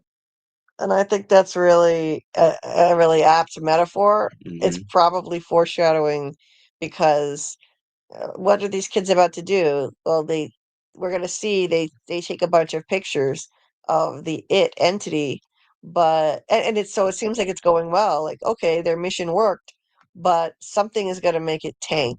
Hmm. Just wait. That also, that airplane flight is also a metaphor for the career of whoever's doing the CGI for this episode as well. Like, oh, it looks good. Look at Yeah. Yeah, the CGI was abysmal at the end of the episode with the dead ghoulish kids. Oh my God, like this is horrible. This looked like maybe something that would have been attempted 30 years ago. maybe Like, in that Goosebumps show, huh? yeah, like on a kids' TV show, I would expect CGI to look that bad. Oh. Not in something like this. But yeah, anyway, we'll get to that point. Um, and then we have this scene at Leroy Hanlon's house. Um, we get another little shade of racism here, just little hints of it here and there. He looks at his door, and yet another couple of white people just staring at him like he's not welcome there. Constantly getting little reminders about that in this show. Um, they sit down to dinner, the Hanlons, with Dick Halloran. Um, and we find out a little more backstory about Charlotte Hanlon here. She was involved in the civil rights movement, and she was a teacher at a school for African American children because where they moved from, there was still segregation, and they couldn't go to school with the white kids. She was an activist in the civil rights movement, and once they moved here, she stopped participating in it because Leroy is worried about how it will affect his military career. Um, and she smiles about it, but she's clearly not happy with this situation. And she also misses teaching, but she's having issues being able to do that here too. And Dick Halloran kind of backs up Leroy and says, he does have a point. He has reason to be concerned about how it would look for for his wife to be out doing controversial activism in the civil rights movement. He doesn't come out and say that, but that's implied by what he says here. Um, so yeah, not anything really that advances the plot much. Just a little backstory about that, um, and this is a big part of the climate of the show. The the racism, the civil rights movement going on, and racism is so amplified in Derry because of the presence of it. Uh, and in the cemetery scene, the kids assemble this sort of new losers club that we have to form this circle.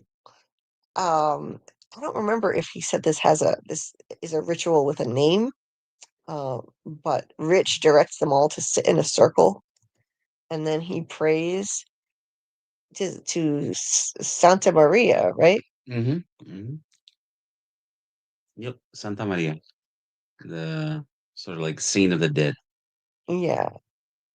Um, so that's in the next scene. So it cuts back to Leroy talking to Dick Halloran, and basically, at dinner, Dick Halloran had mentioned Leroy's son. Leroy never told him he had a son. His son isn't home right now, and uh, he said, like, basically, he could kind of feel something in his head as this was happening too. He could feel Dick Halloran in his head, and he said he's only ever felt this weird sensation one other time, and it was the night when he was accosted and attacked in in his quarters at the barracks by those three masked men earlier in this season.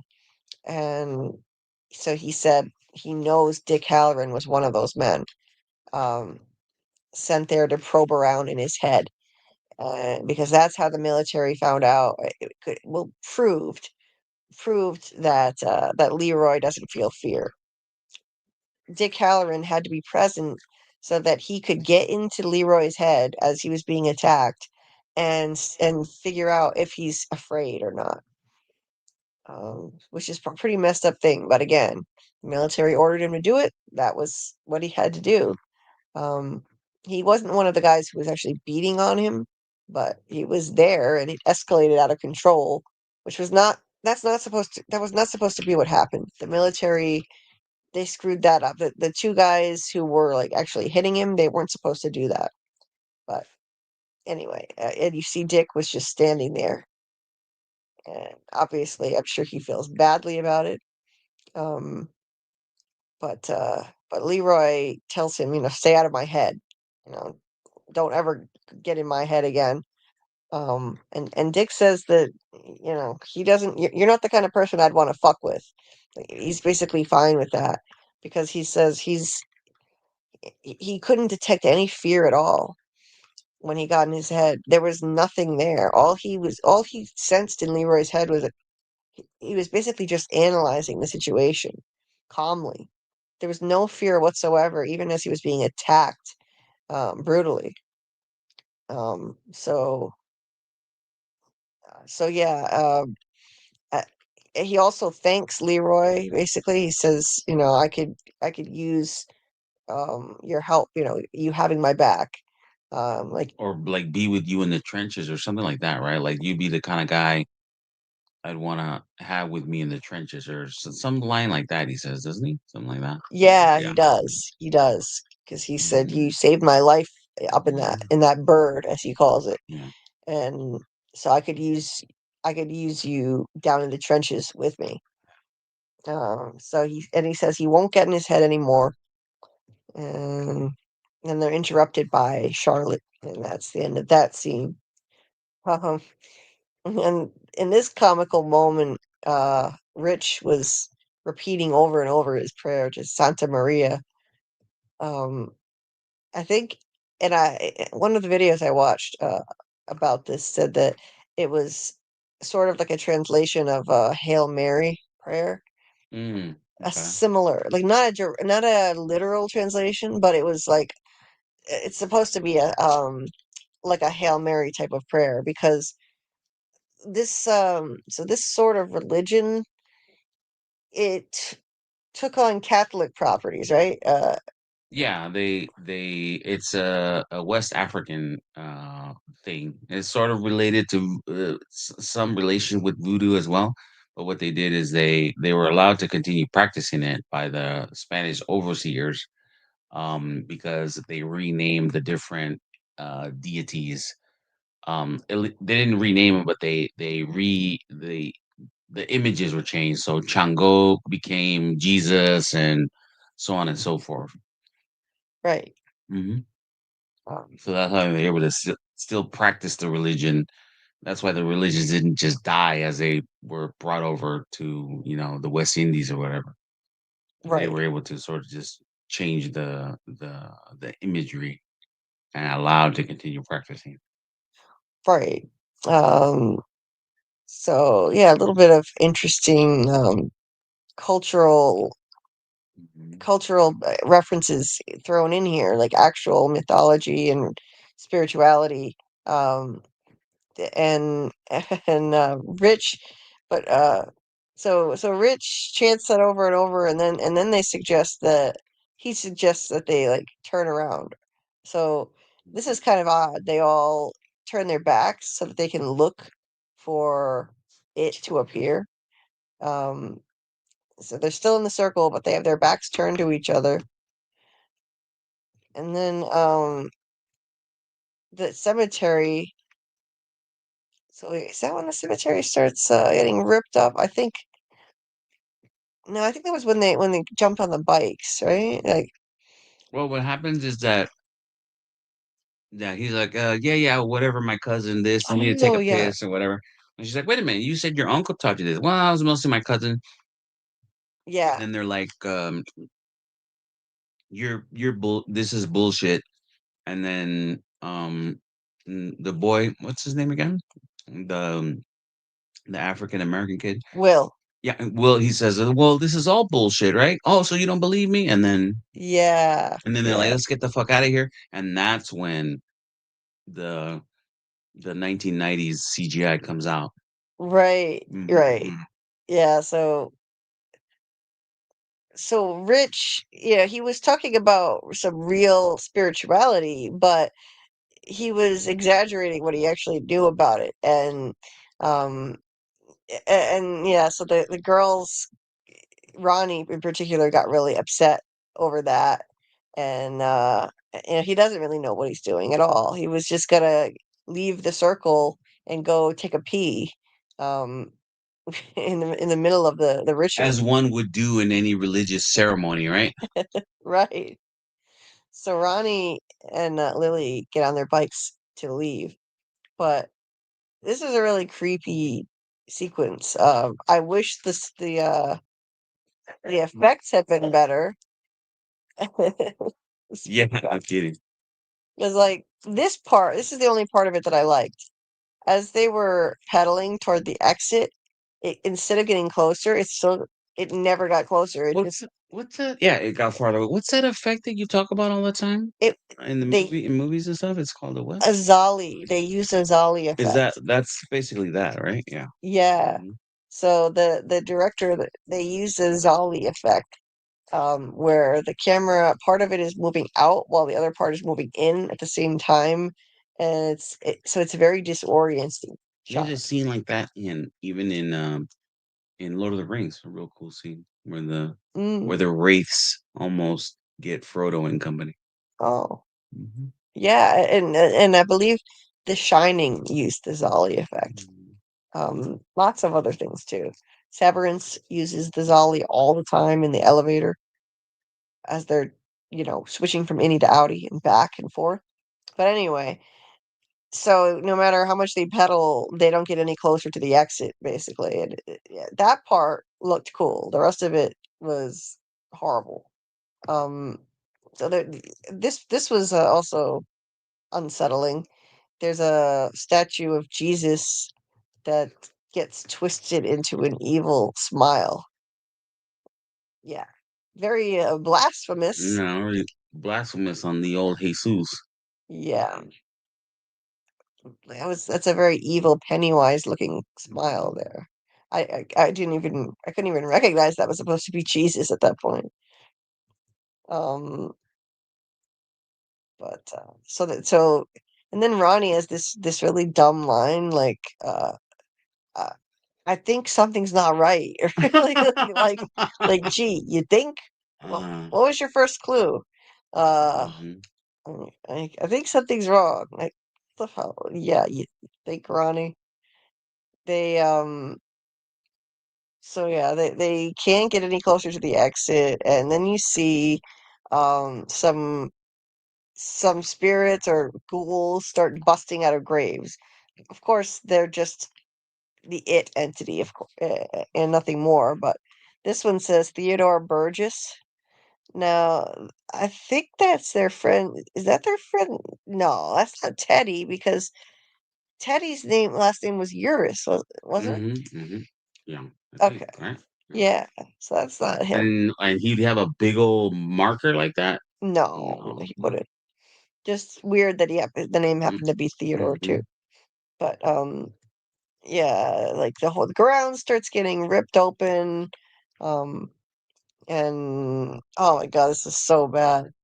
As they're peddling the shots of the smoke, the fog around them, and the ghouls are, oh my God, like embarrassing. Mhm. What were they thinking? Well, Shadow had an interesting take. She's, trying to say like, well, maybe the kids thought they would look that way, and that's why it looks kind of funny. Right.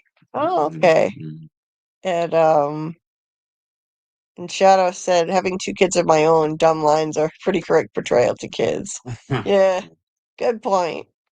Very good point.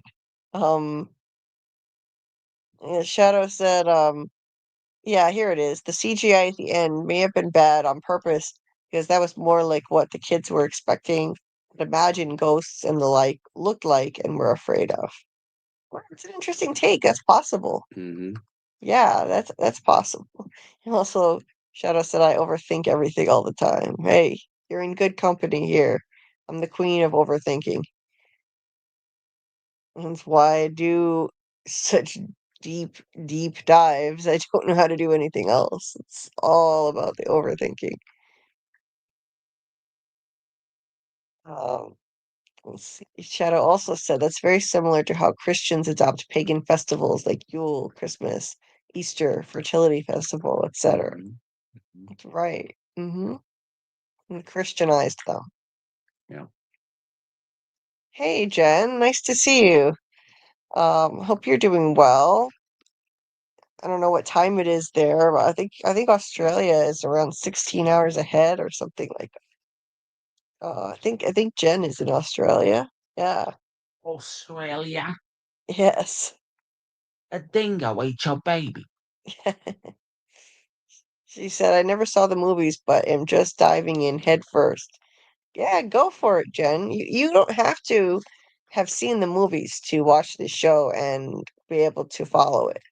But I do recommend watching them when you get a chance, just to have some more background on it and the lore of it all. And then you'll see a lot of references to the movies in the show and that's cool as you're following along, but it's not necessary. So, the movies are amazing too. I absolutely love them. Um, but yeah, don't wait. Just dive in head first. It's great to consume shows while they're actually airing. I always say like if you really like a show or you're interested in watching a show, don't put it off. Watch it while it's still streaming new episodes because if you don't, a lot of people put things off and they say, "Oh, I'll just binge it all when it's over." But if you do that, the show could get canceled. If enough people do that, then the production companies think it's a failure. No one's streaming it. People are not watching, and that's how I think a lot of great shows wind up getting canceled. So, I always recommend if you really are interested in a show, don't put it off and just binge it all later.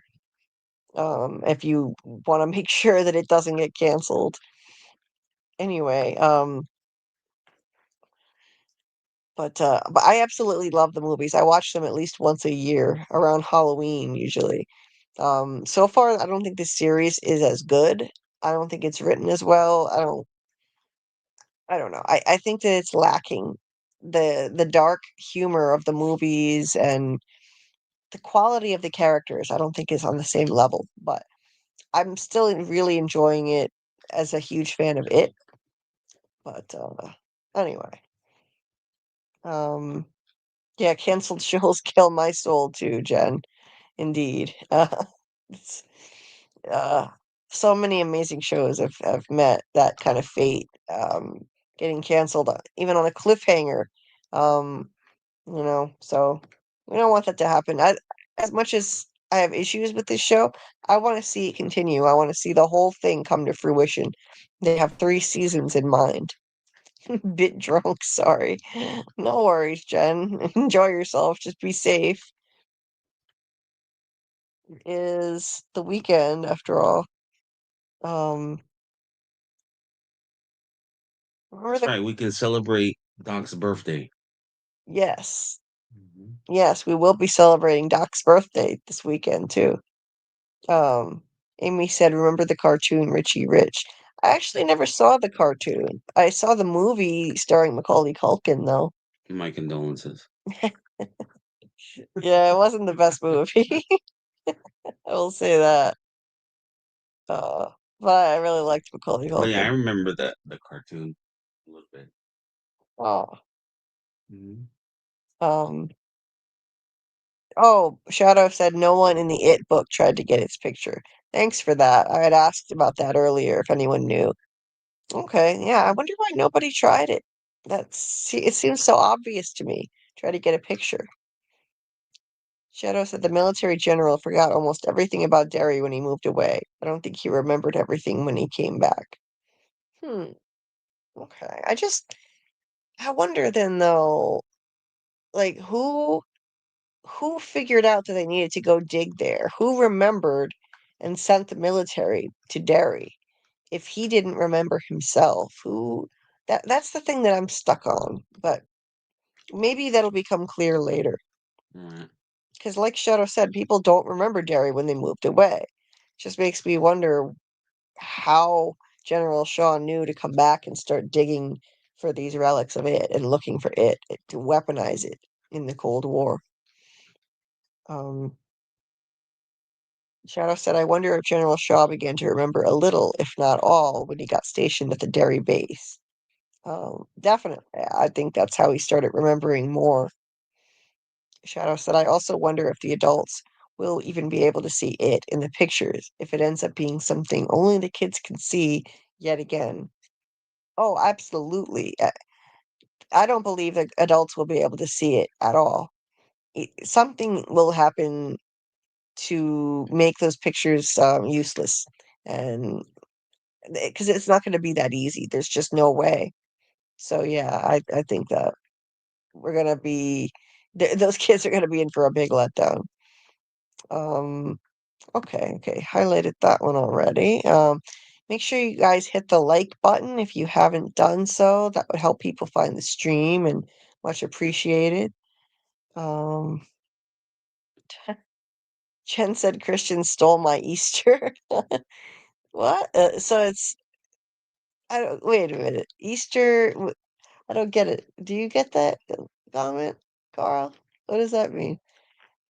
Unless it's Jewish. It Oh, was Jewish. There's the Exodus, and then I also was Ishtar, which was a fertility ritual.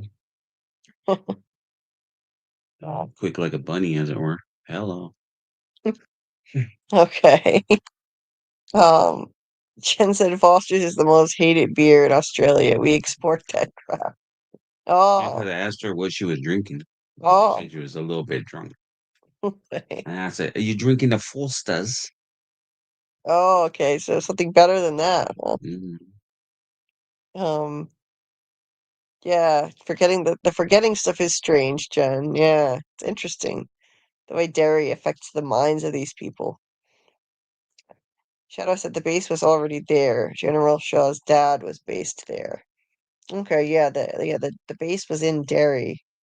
Um, yeah, well, we'll see. I think they're going to reveal more later on about how the military got clued in, how General Shaw himself got clued in on what to do. Um, anyway, but to get back to this scene, this is, I believe, this is Teddy Urus, the ghoul it version of Teddy Urus. Oh God, that's so bad. Chasing the kids. They drop the camera, so that goes flying. So we've got the kids who got killed in the first episode. Maddie, his little sister here, and Teddy.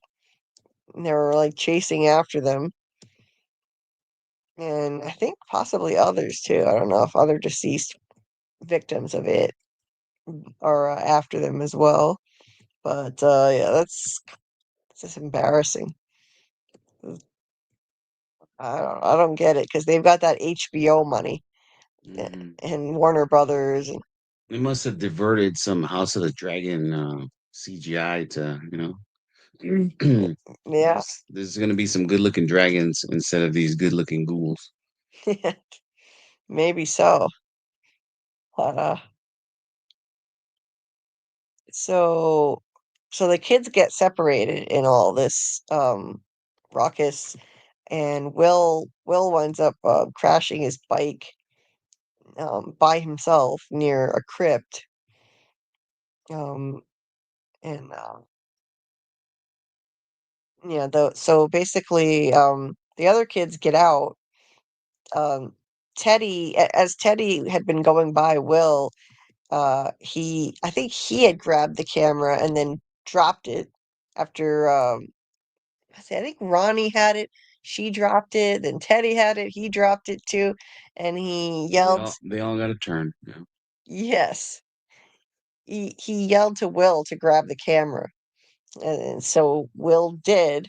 The other kids got out, and I mean, not Teddy, Rich is like, oh, he was Rich, it's right behind me. I don't know where he is. Mm. He biked really fast out of there, and Will was just there with his bike on the ground. So, dude, you knew he wasn't right behind you. You were just trying to get the hell out of danger yourself. Like, who are you kidding? Um, anyway, he no, it looks like so I don't know. I was taking screenshots quickly, and my Chromebook was running really slow. It looks like it missed a few, but this didn't show You much. missed some. Yeah, it's This didn't show. Let me see if I got any of them later. No, this didn't show much, but basically what happens is Will um goes up to the crypt and uh yeah, and he goes in there. He doesn't. We don't actually get to see much of what he sees, but there's a very brief glimpse of what looks like the sleeve of a clown, Pennywise's clown suit.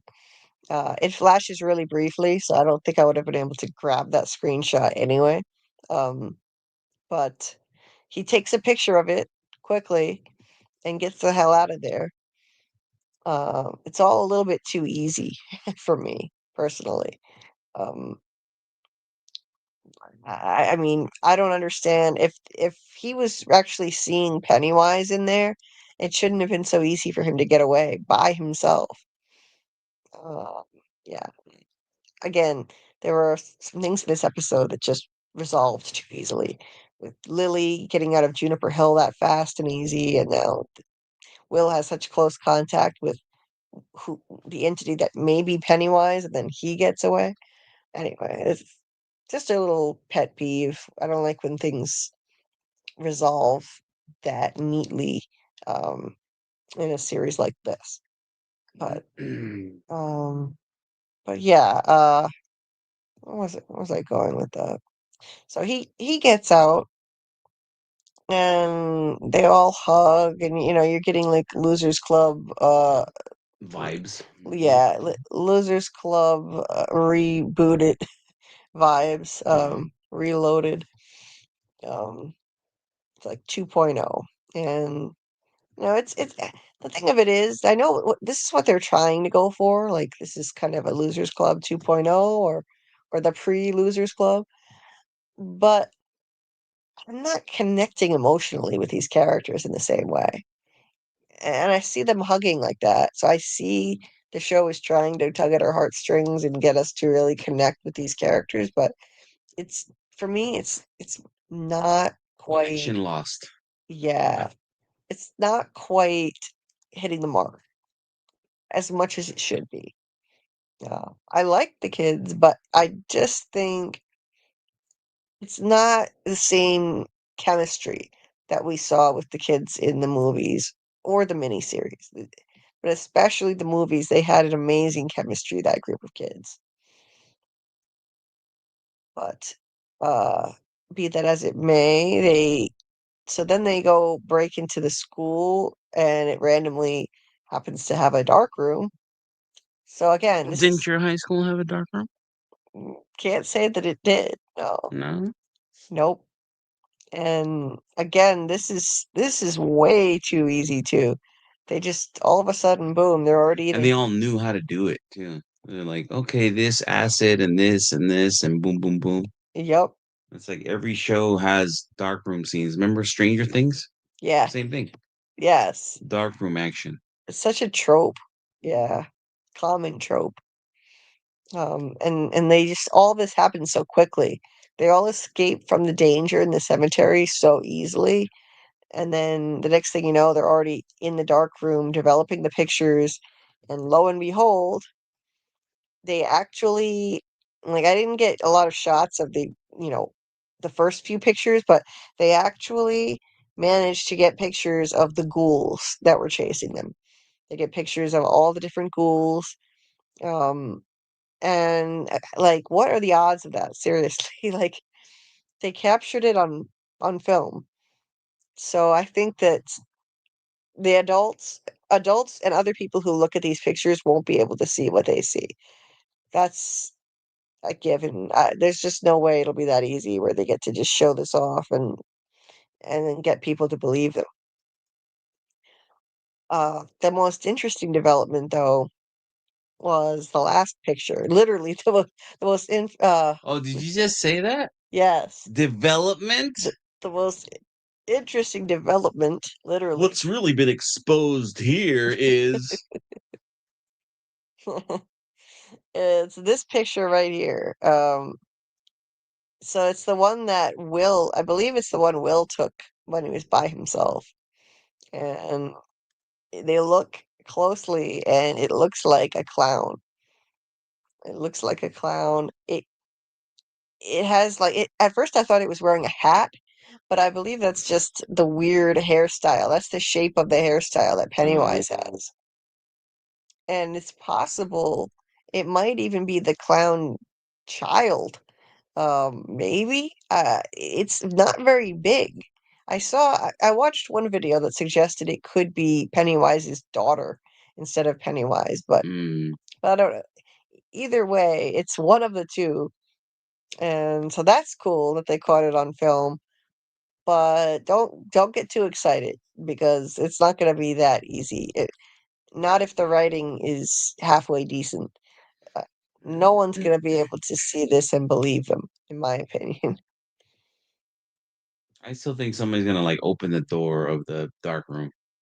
Or did they already get out of there?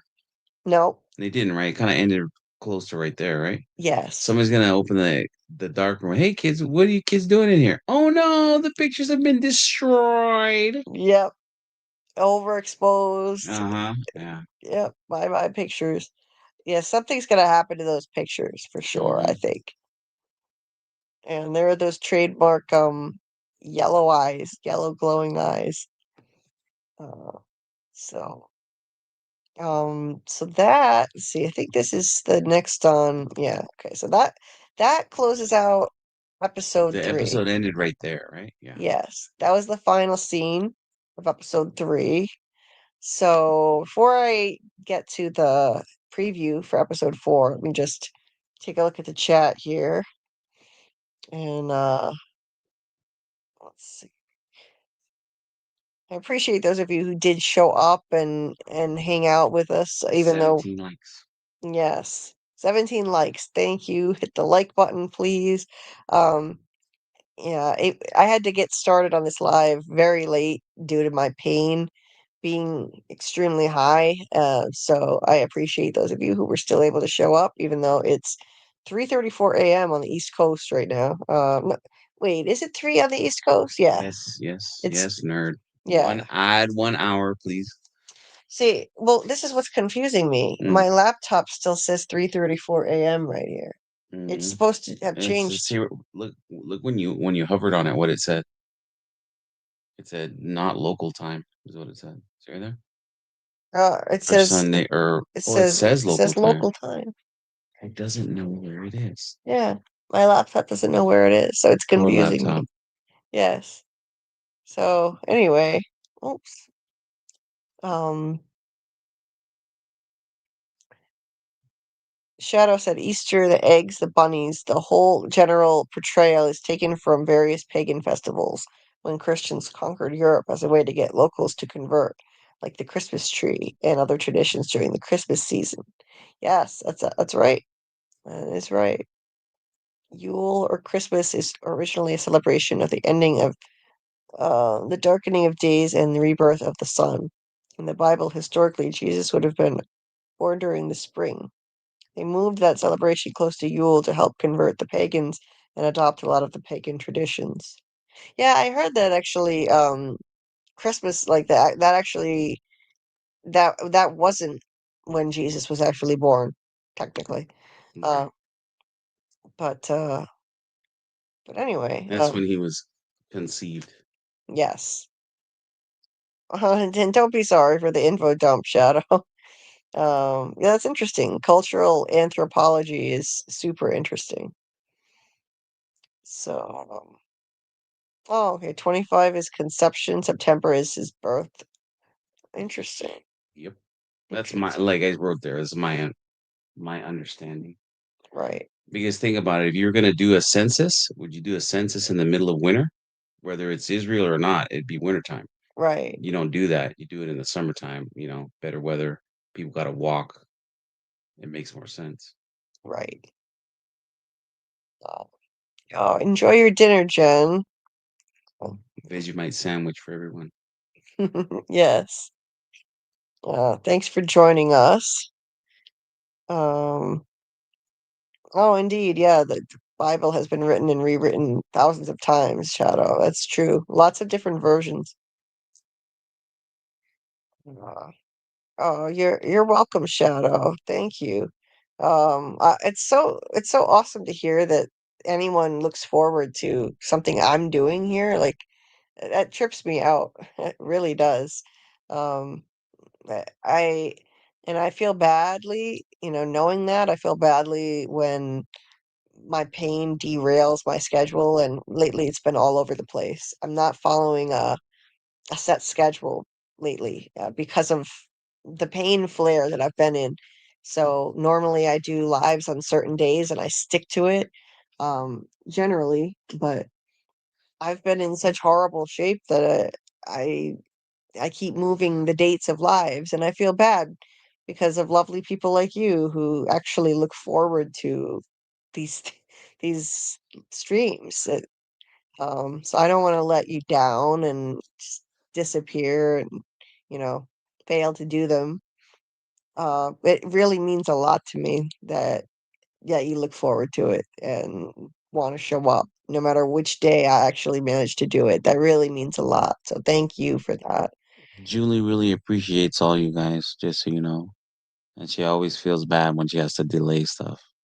But there's times she's got to take care of herself first. And I know you guys understand because you guys are a great community.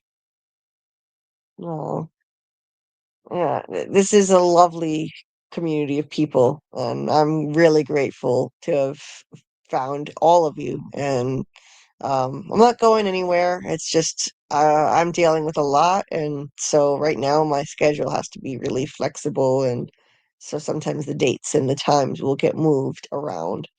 But eventually I find my way to on here and we get it done. I can't thank you enough for still showing up. And Shadow, you've been an amazing participant and contributor to this conversation, by the way. So thank you so much for being here and giving us so much insight about the book. I have yet to get through the whole book. So this is really helpful to have your insight. Um, Preston, hey, welcome. Preston says, "Will this be the part where we see Pennywise, you think? And they still showing signs that Phil and Maddie didn't die.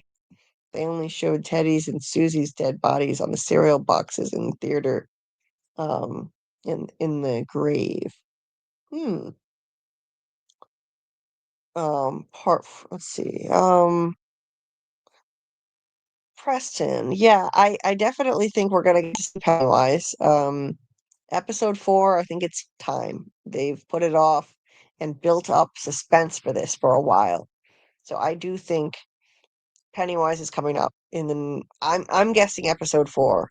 I saw a preview that might be for episode 4, a trailer that he popped up in, but I'm not 100% sure that's accurate. It could be a trailer just for the rest of the season that I saw. Um, but yeah, I think Pennywise will finally emerge, and he needs to because he's the most iconic feature of this whole story, this whole franchise, and we need him uh to just bring back that vibe from the movies that we're missing.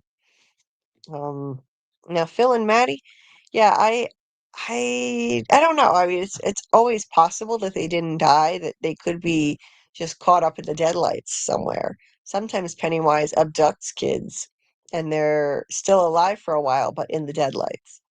That's what happened to Beverly in the movies and in the book. So you're absolutely right that they might still be alive. I do think that they showed Phil's dead body on one of the boxes. They showed it in episode 2. I think they might have showed. Do you remember if they showed Maddie's face on a cereal box? But they showed I don't they remember. they definitely showed Phil, his Mm. sister, and Teddy. But yeah, you just never know.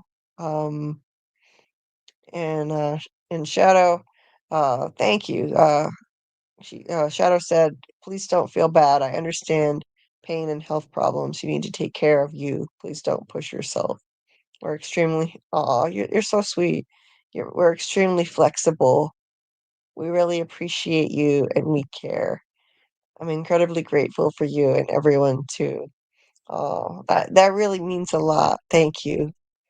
'Cause I worry sometimes, that people are just gonna get fed up and frustrated with me postponing and canceling and disappearing when I'm supposed to be doing lives, and um there are all so many other things you could be doing with your time, and you could just find other things and forget about these streams completely. That's been a worry of mine, so that really reassures me and means a lot. So thank you for saying. Um, Shadow said, I think we do see Pennywise in this next episode. And Maddie was on a cereal box. I thought so. I think all 4 kids were accounted for there.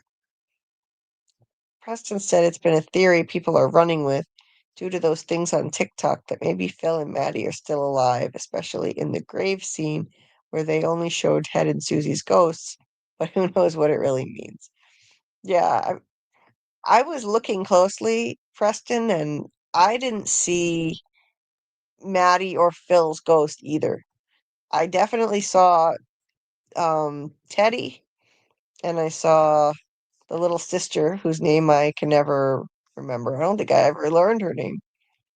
Hmm. But yeah, see, this is Teddy. You can recognize him by that mop of curly hair. What a great rendering. Yeah, great likeness. This could be Phil, maybe. I don't know. It looks a little old to be Phil. The face, I don't know. Obviously, we saw Phil's little sister. There's the pigtail. There are the pigtails. Looking demonic. But yeah, there we didn't see the others prominently featured, Phil or Maddie. So yeah, I love it. I love to hear everybody's theories, and I didn't know that there were theories out there on TikTok about that. I don't really go on TikTok, so yeah, I'm out of the loop as far as that stuff. Let's see, let me get to the so the preview. I didn't get the best screenshots for this. My Chromebook was malfunctioning, but the preview, Susie, I think was her name, right? Susie Malkin? Susie. Phil and Susie Malkin? Yeah, Susie, that was it. Mhm.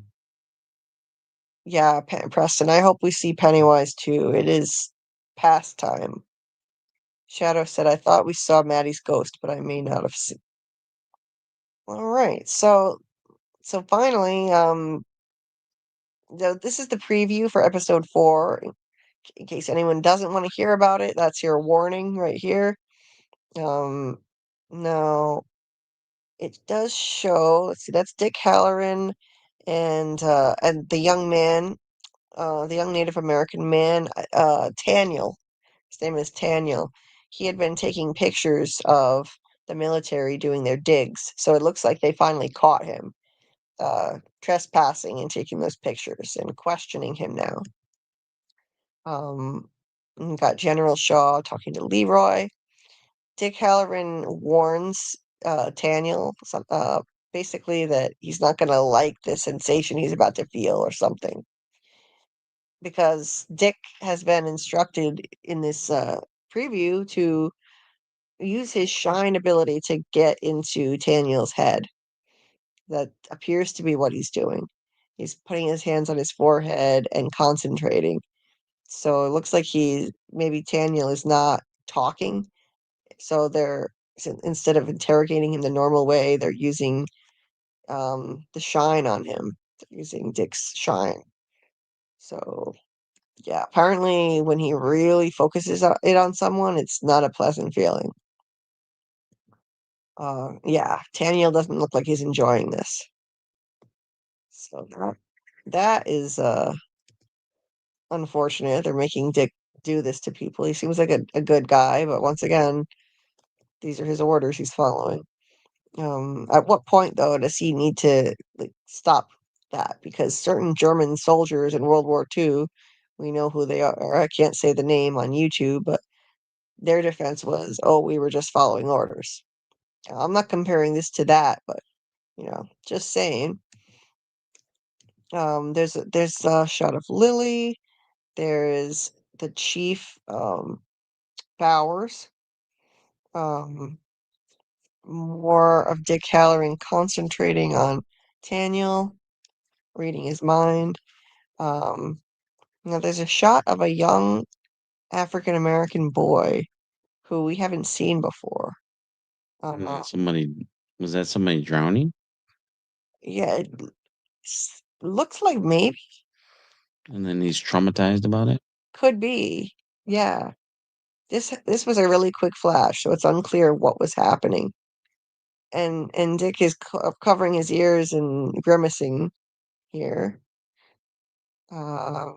Charlotte there is Uh-oh, she's gonna try and advocate for Hank over here. yep. So it looks like Charlotte is going to get back into civil rights work after all, because she's meeting with Hank, who's being wrongfully accused of the murder of all those kids. And Charlotte is not a lawyer; she's a teacher, but she looks like she's going to be sort of a civil rights advocate for him from the appearance of this. Okay, Leroy again. Once again, a lot of focus on Dick Halloran using his shine to, really dig deep into Daniel's head. And it looks painful. See, we've got Marge. And another shot of someone who may have been drowning. Will hugging his mom, Charlotte.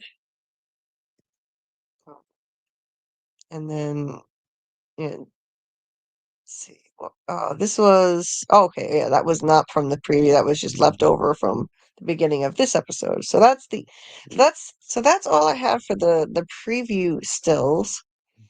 Now, apologies if I'm missing any, but that was all I was able to grab.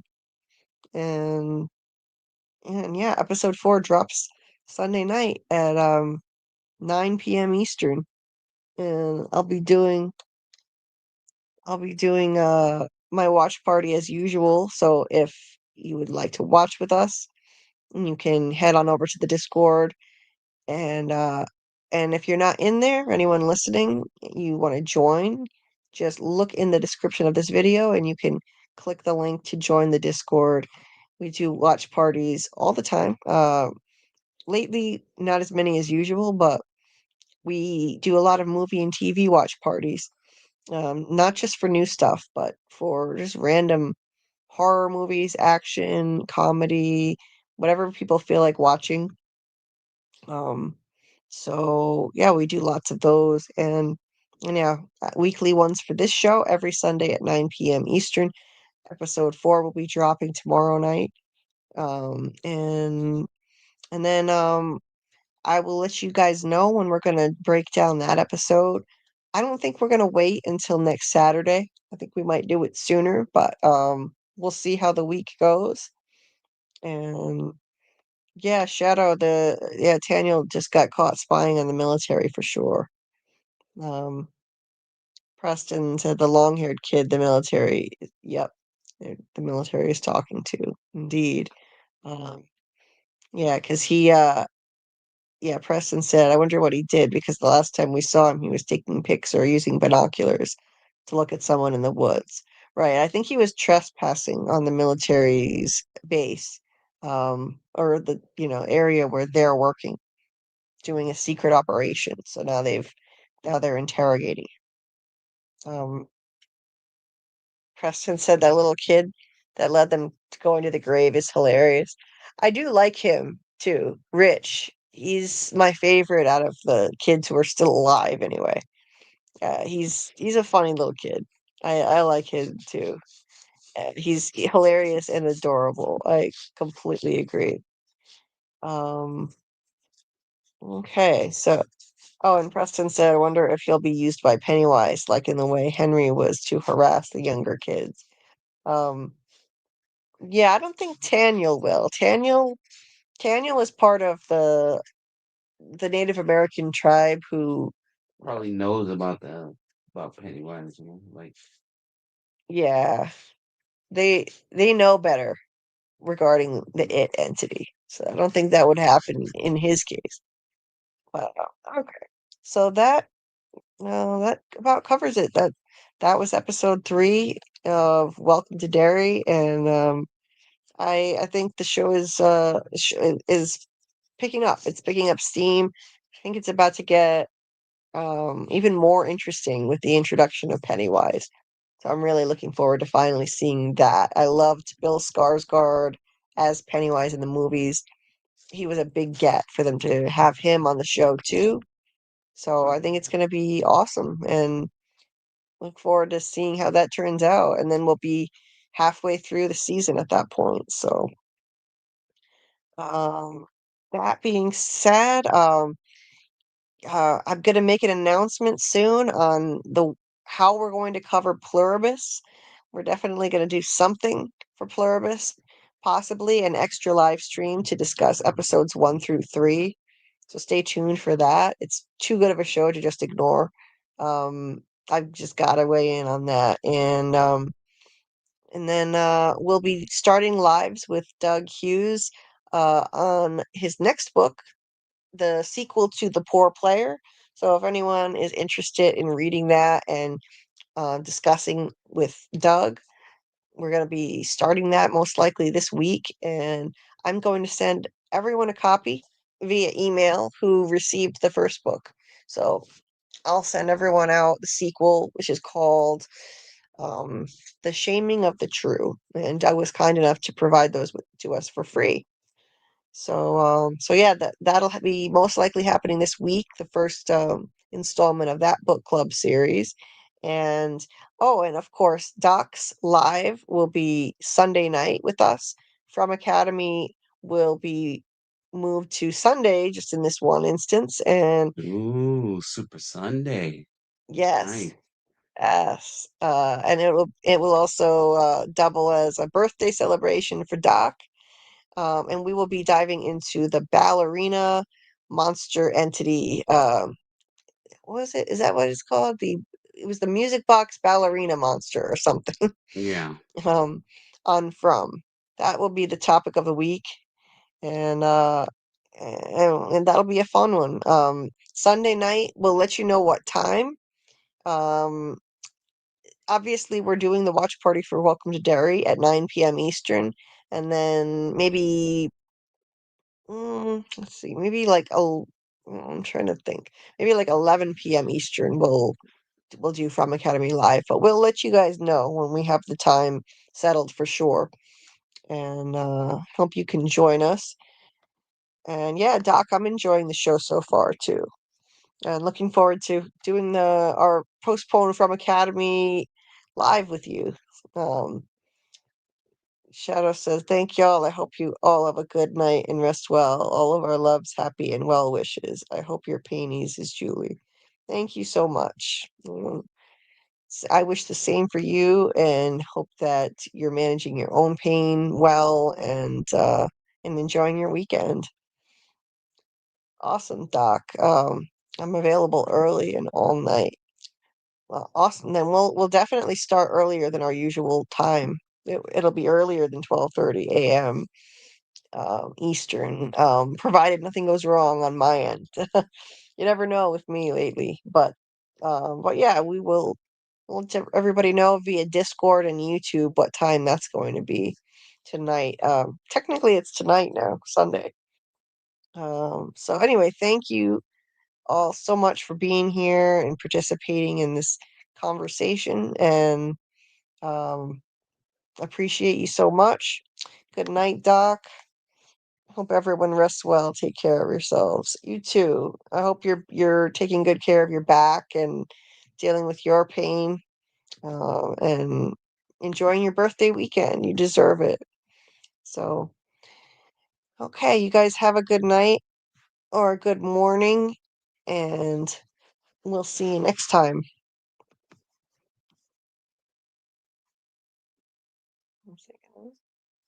Good night, everybody.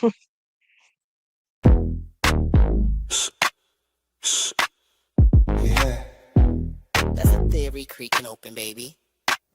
Yo, welcome to the screen where the plot gets bent. Julie B deep dives, not just for content. She don't react, she dissects those threads from the lens, catching clues y'all missed when the credits end. What you know about freeze framing frames and while you blinking, she building an evidence drum. Got a notebook thicker than the lore itself, and a chat full of nerds with a mental health shelf. Yeah, she sees the glitch, peep the double cross. You just watching TV, she talk to the boss. Every theory and thesis, no throwaway guess. While y'all on season 1, she in season X. Said rewind and slow it, zoom in, enhance. Julie B caught the symbol in the window glance. While you tweeting what just happened like a clown, she already made a flow chart, color-coded breakdown. They don't die like us.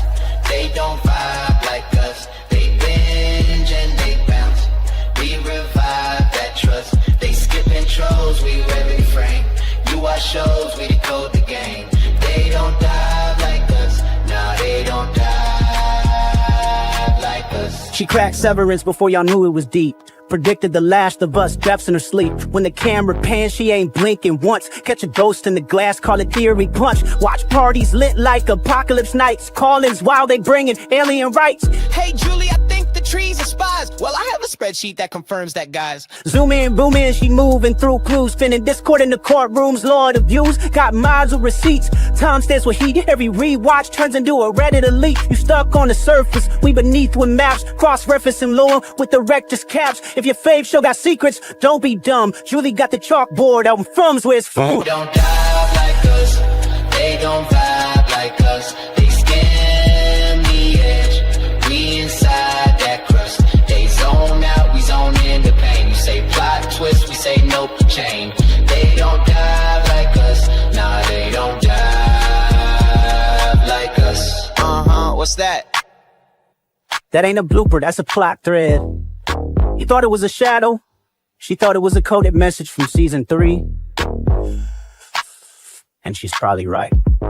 Step this way if your mind's unbent. Step that way if your theories pay rent. Say Julie B, deep dive queen. Now zoom, scroll, theorize, pull. Ain't no rabbit hole safe once she got the cloud.